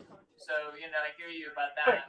Maybe the Parks Department can provide us a tour of what remains to be done, or you know, help us work with DEP to get a walkthrough and, you know, raise the profile of what's happening. I'm still talking. I'm leaving you. So with that, I think I'm gonna. Okay, why don't you quiet them? Okay. Yeah, Okay, I'm good. I'm gonna pull it back in. Thank you. I want to thank you guys for coming in. I'm sure it's 9 o'clock in the evening or 8:51 where you are as well. So thank you so much for staying on with us, and thank you, Scott, as well. You know, for all you do. And we're gonna come back to our next agenda item, which is just an update on the discussion of a response to the proposal for exclusive use of 19.5 acres of Van Cortlandt Park Parade Ground for the 2024 T20 Cricket World Cup. Alex, I'm sure this was a special project that you would love to talk to us about. You're hoping to talk to us about, but so over the summer we had a special meeting, Board 8, to update the board on a proposal that we learned about through the community to build a temporary stadium in Van Cortlandt Park. So I'm happy to say that on September 20th, Board Chair Julie Reyes and myself were contacted by Daniel White to inform us that they have chosen another site in the greater New York area, Eisenhower Park, which is out near Nassau Coliseum in Long Island. And they're also going to host matches in Grand Prairie, which I guess is near Dallas, Texas, and Broward County, Florida.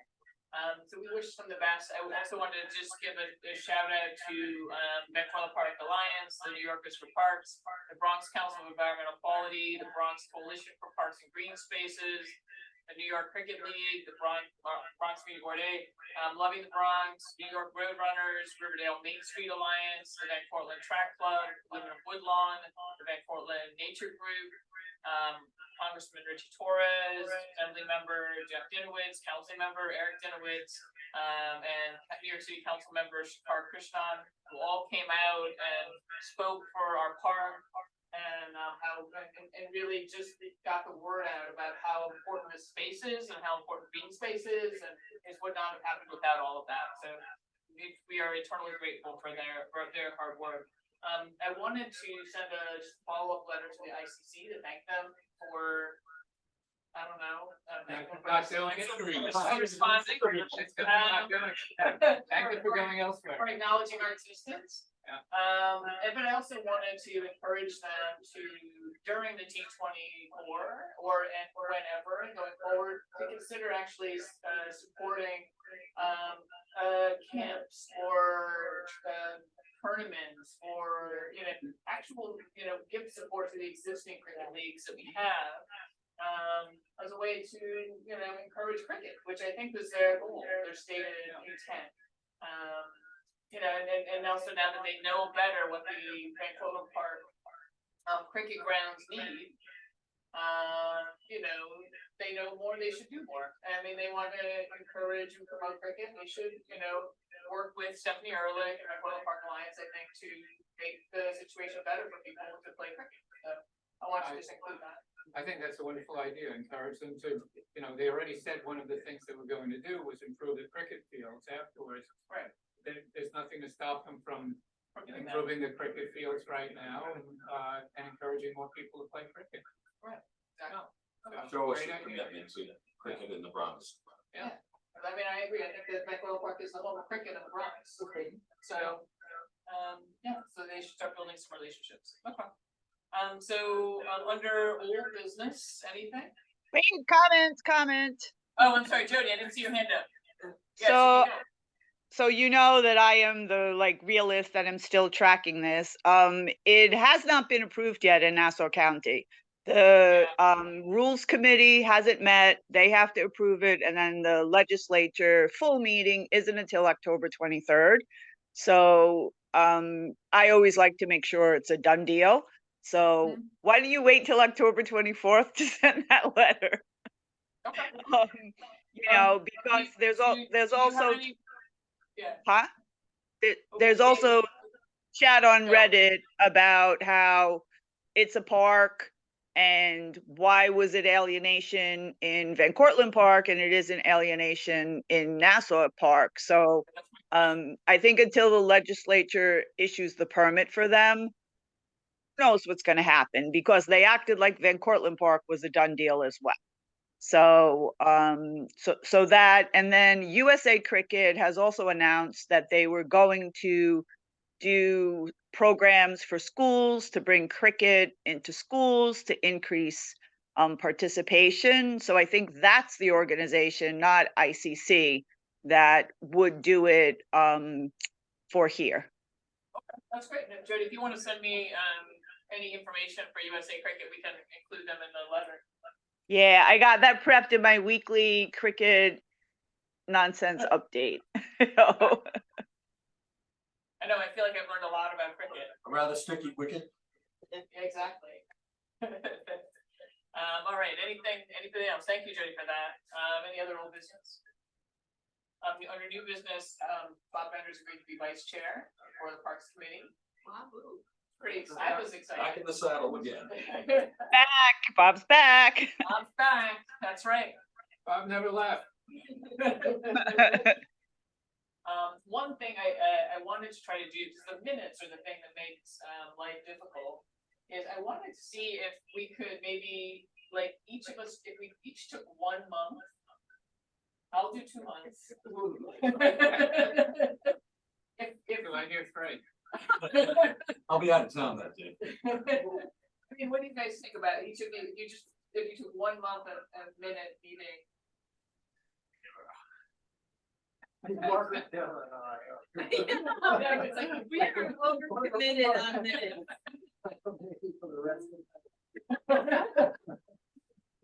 Julie reminds me that they can be summary. They don't need to be what was said, but more what the topics that were discussed, which has made my minutes a lot shorter. Especially now that all the meetings are recorded. Yes. There's much less need now. That's how I did the budget one. Yeah. It's much easier. Yeah. I hate taking notes during a meeting. Yeah. Well, yeah, I've been making my minutes mostly based on my notes because it gives me a much better idea of like what's high level. And then. So Deb, bring it up next month under old business. Okay. All right. I've warmed the seats. The idea. Yeah, they have new business. Oh, Jody's got new business. Okay. And we just lost Joe, so I'm gonna have to email him separately. I Joe. just want, oh, is he still there? There's a I just Joseph want, iPhone 3, is that Joe McNary? Joe, are you there? Yep, I'm still here. Oh, I'm good, sorry. good. Sorry, I was having Um, trouble hitting the button. Joe, I did talk to Vlad about this, so he said he would talk to you. So the Friends of Spuyten Duyvil are now the registered group that is officially caring for Henry Hudson Park. I was co-leading the stewards of Henry Hudson Park with Dan Reynolds, who founded the group. But for the last year, I've been leading the group. So we've made it official. Friends of Spuyten Duyvil will be the stewards of the park, and Dan will co-lead my group with me now. So we've switched roles, and that gives us an opportunity to expand beyond horticulture. And we've returned to Paul's Park. We held the 20th anniversary remembrance of naming the playground after Paul. I did a display, a historical display on the fence, which I have to still take down, but we've left brooms and dustpans. Families are trying to clean up the sand. We threw out all the broken, disgusting toys. So we will be doing more activities in the lower park in trying to engage the families. And I did have a request of the community board. In February, it will be the 20th anniversary of Paul's passing. And 20 years ago, the Parks Committee helped raise money through the Adopt a Park program to try to hire a full-time person, which there was never enough money. But if we can get the parents to keep the sand in the sandbox, like Paul used to do, would the community board be open to helping us raise money through Adopt a Park to refill the sandbox with clean sand? Friends of Spuyten Duyvil does not have a bank account. We usually don't do grants or donations. So the Adopt a Park program is a way for us to raise money for that specific need.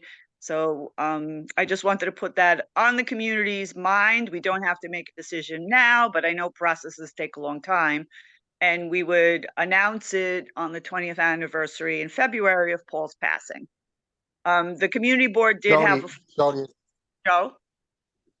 Yeah, Go ahead, jump yeah, in. sure. I just, you want to put that off a little longer, just because I think there's some new guidance coming out regarding sandboxes. There's really not many left. I think there's one other manager in the Bronx who has a sandbox, and I think they're trying to phase them out. No, I know it's because of them not being kept clean and the potential for diseases. But the way that Paul managed it was with hypoallergenic sand and posting requirements for using the sandbox and cleaning it. I've looked into a cover for it as well, so that there wasn't animal infiltration. Yeah. So okay, but before you move forward with any sort of funding or anything, let me just find out, because they may not even want that. You know what I mean? They just might want to phase these out and move on from sandboxes. So. Oh, that would Yeah, be a it's just- bad idea in this neighborhood. You know, people will go crazy. Yeah, I got that. But I rather you not put any effort into this until I get some guaranteed. I know exactly what's going on when it comes to sandboxes. Do you know when that guidance is coming out? Sure. I mean, I'll look into it tomorrow. Okay. And I'll see what's going on, where it's headed, because I hate for you to do something like this and then it's like, oh well, we're not doing sandboxes. Yeah, well, I do want the parents to care for the park better. You saw the disgusting toys that were in there, and some of them Yeah. are back. So it's just, so I told them that one, they have to have the right toys in there or there'll be no toys. And that if they can't keep it clean on their own, Parks is getting cut another 15%. So Maybe are you working with Mary Sari as well? yeah, Mary and I are texting and emailing, and Okay. So Okay, yeah, and the parents, there's a fantasy football league of dads that meet there.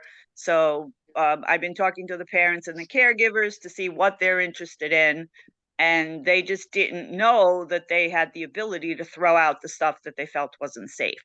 because they didn't know whose toys they were. Right, okay. Okay, Alright, so. All right, okay, good. So I just wanted to so, put the news on the um, radar. It's Friends of Spite and Dival now, no longer stewards of Henry Hudson Park. We're all registered with Partnership for Parks.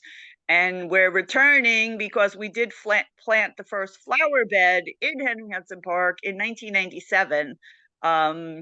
And planted flowers there until Paul passed away in 2004. So we're just going back to our roots. So, right, no pun intended. yes, all Thank puns you, intended. Thank you. I'm gonna, I see Brett's hands up and then Margaret's got a piece of new business. Brett, what do you need? What do you do? And I Brett? was yes, can you hear me? Yeah. I was wondering how many acres were going to be alienated for the golf course. What was the number again? Oh, the golf course is that's not you mean the cricket pitch? The cricket stadium? Oh, I thought that there was okay, I might have gotten mixed up, but I thought that there was the number of holes was being increased from 9 to 18 or something. Yeah, no, the idea, they weren't gonna expand to use more property to make the golf course bigger. They were going to add different places that you could tee off from on the existing golf course so that you could basically play it twice from different positions. So it felt like you were playing for longer. I see. That was, I think, the thought back in. Correct. Yeah. There wasn't additional alienation, but good question. So the other people were also. All right, because that's what I was concerned about. I just want to say, I'm sorry, I don't know the name of the woman in the green cardigan, but I share her concerns about parks being alienated for, yes. Yeah. So, thank you. Yeah, no, totally. Thank you, Brett. Good question. Margaret, you have any business? Yeah, fiscal year 25 funding requests. Oh, yeah. So after the ICC discussion, there have been a number of run groups that have been talking through group chats and things like that about lights in Van Cortlandt Park and to repair the track. So there are always run groups going through, et cetera, and this is a security issue and. Is that probably capital, right? Yeah.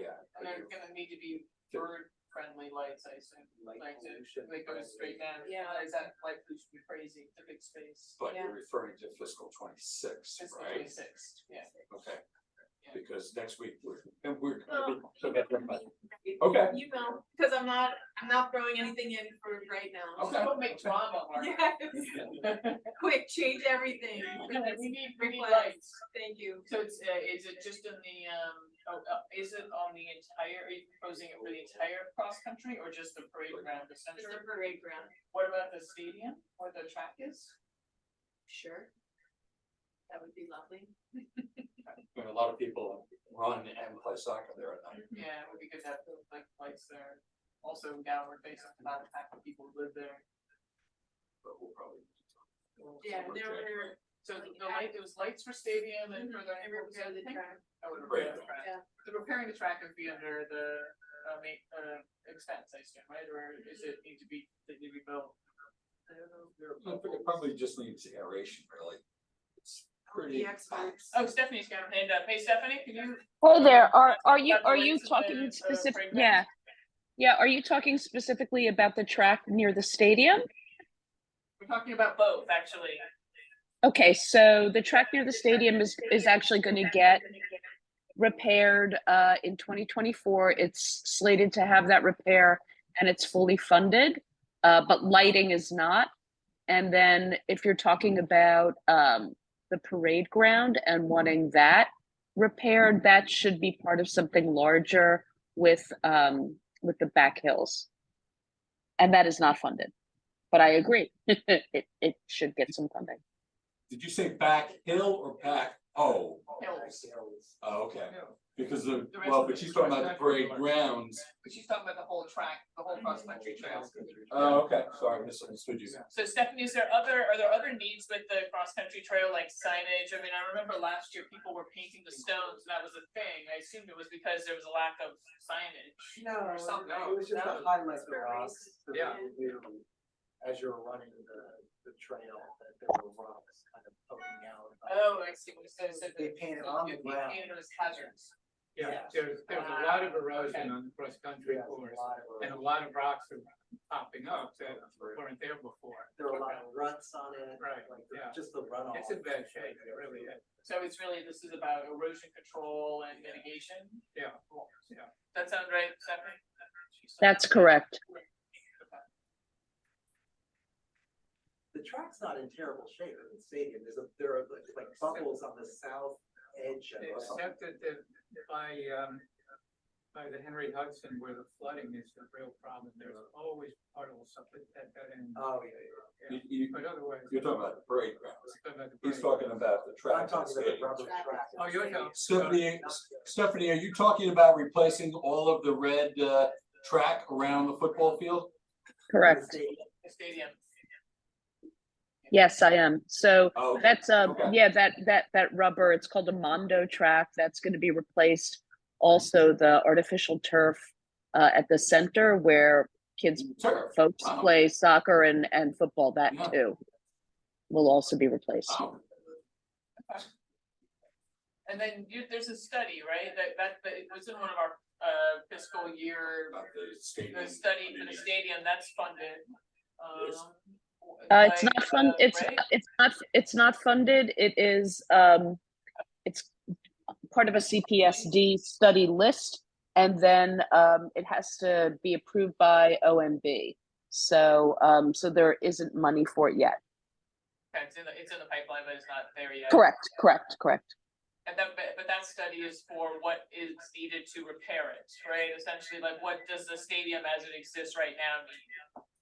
That's that study?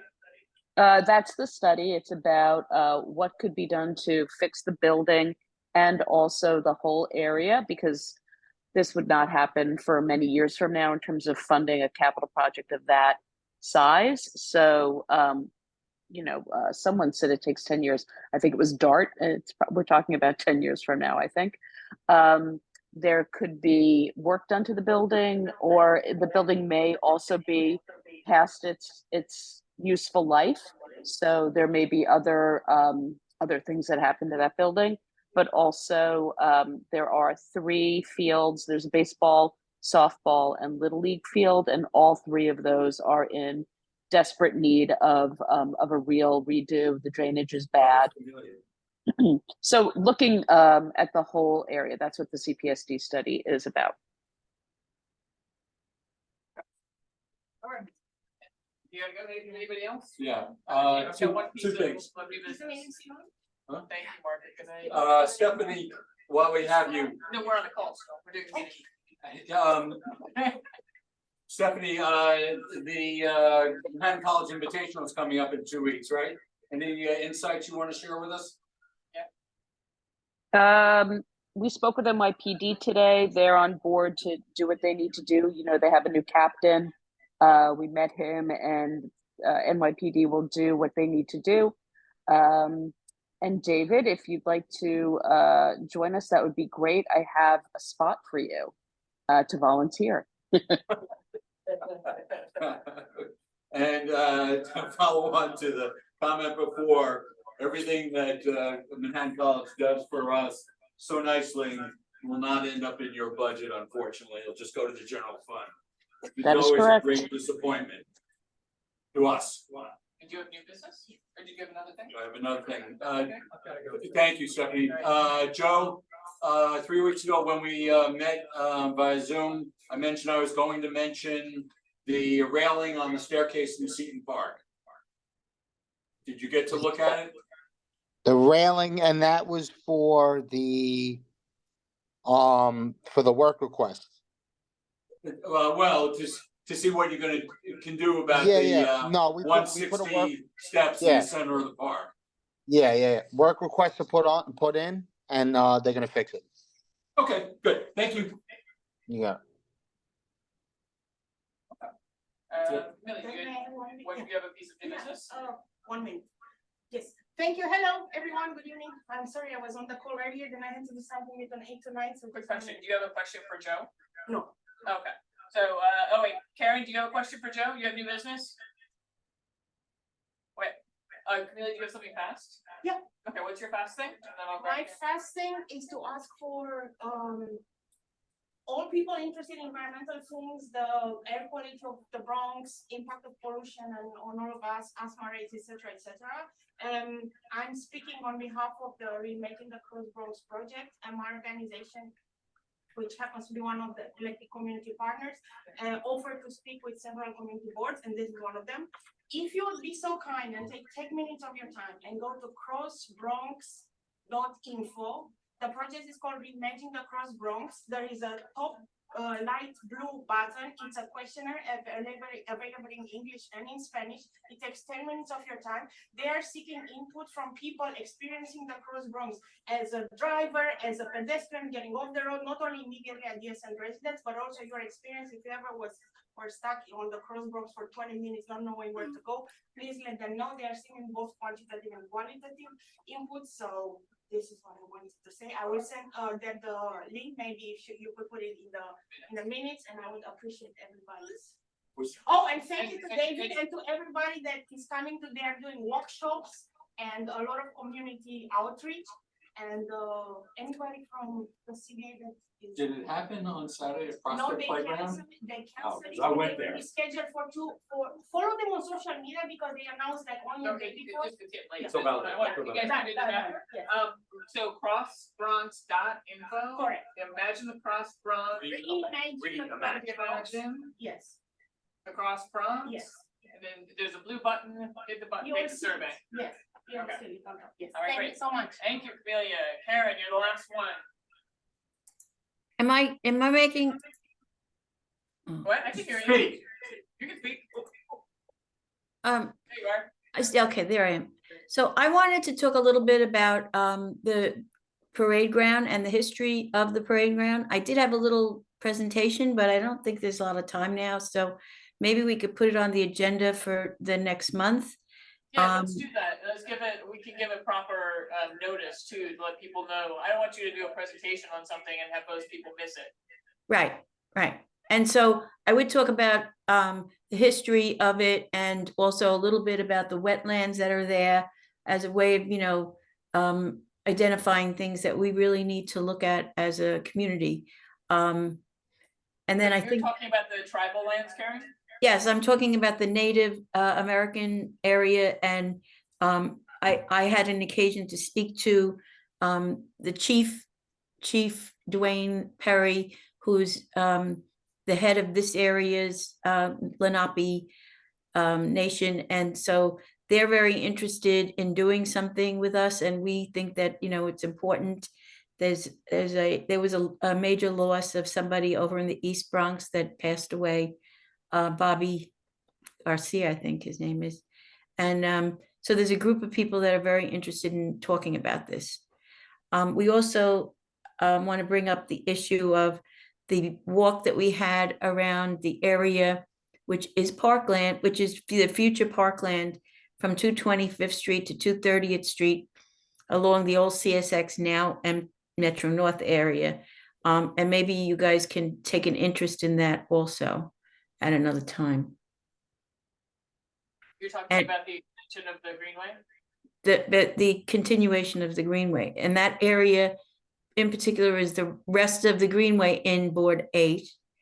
And so, and it would is potentially a park. If it's not a park, then it needs to be, Well, it you would know, be a park if we can get Right. the, yeah, Metro North is not putting garbage there. According to the Riverdale Press, it seems like Metro North is not even interested in allowing the work pipe to go underneath their tracks. If that's how I read the article. All right, so with more to discuss in October. Yeah. Thank you, Karen. right, We'll we put that can't, on we the don't have time now to do all that, right? Wait, before I lose everybody, I moved to adjourn the meeting. I move to adjourn the meeting. Can I get a second? Second. All right, anybody opposed? Right. All right, meeting is adjourned. Thank you, everybody. Have a good night. Night. Thank you very much for having us. Thank you. Good night. It's like. Thank you.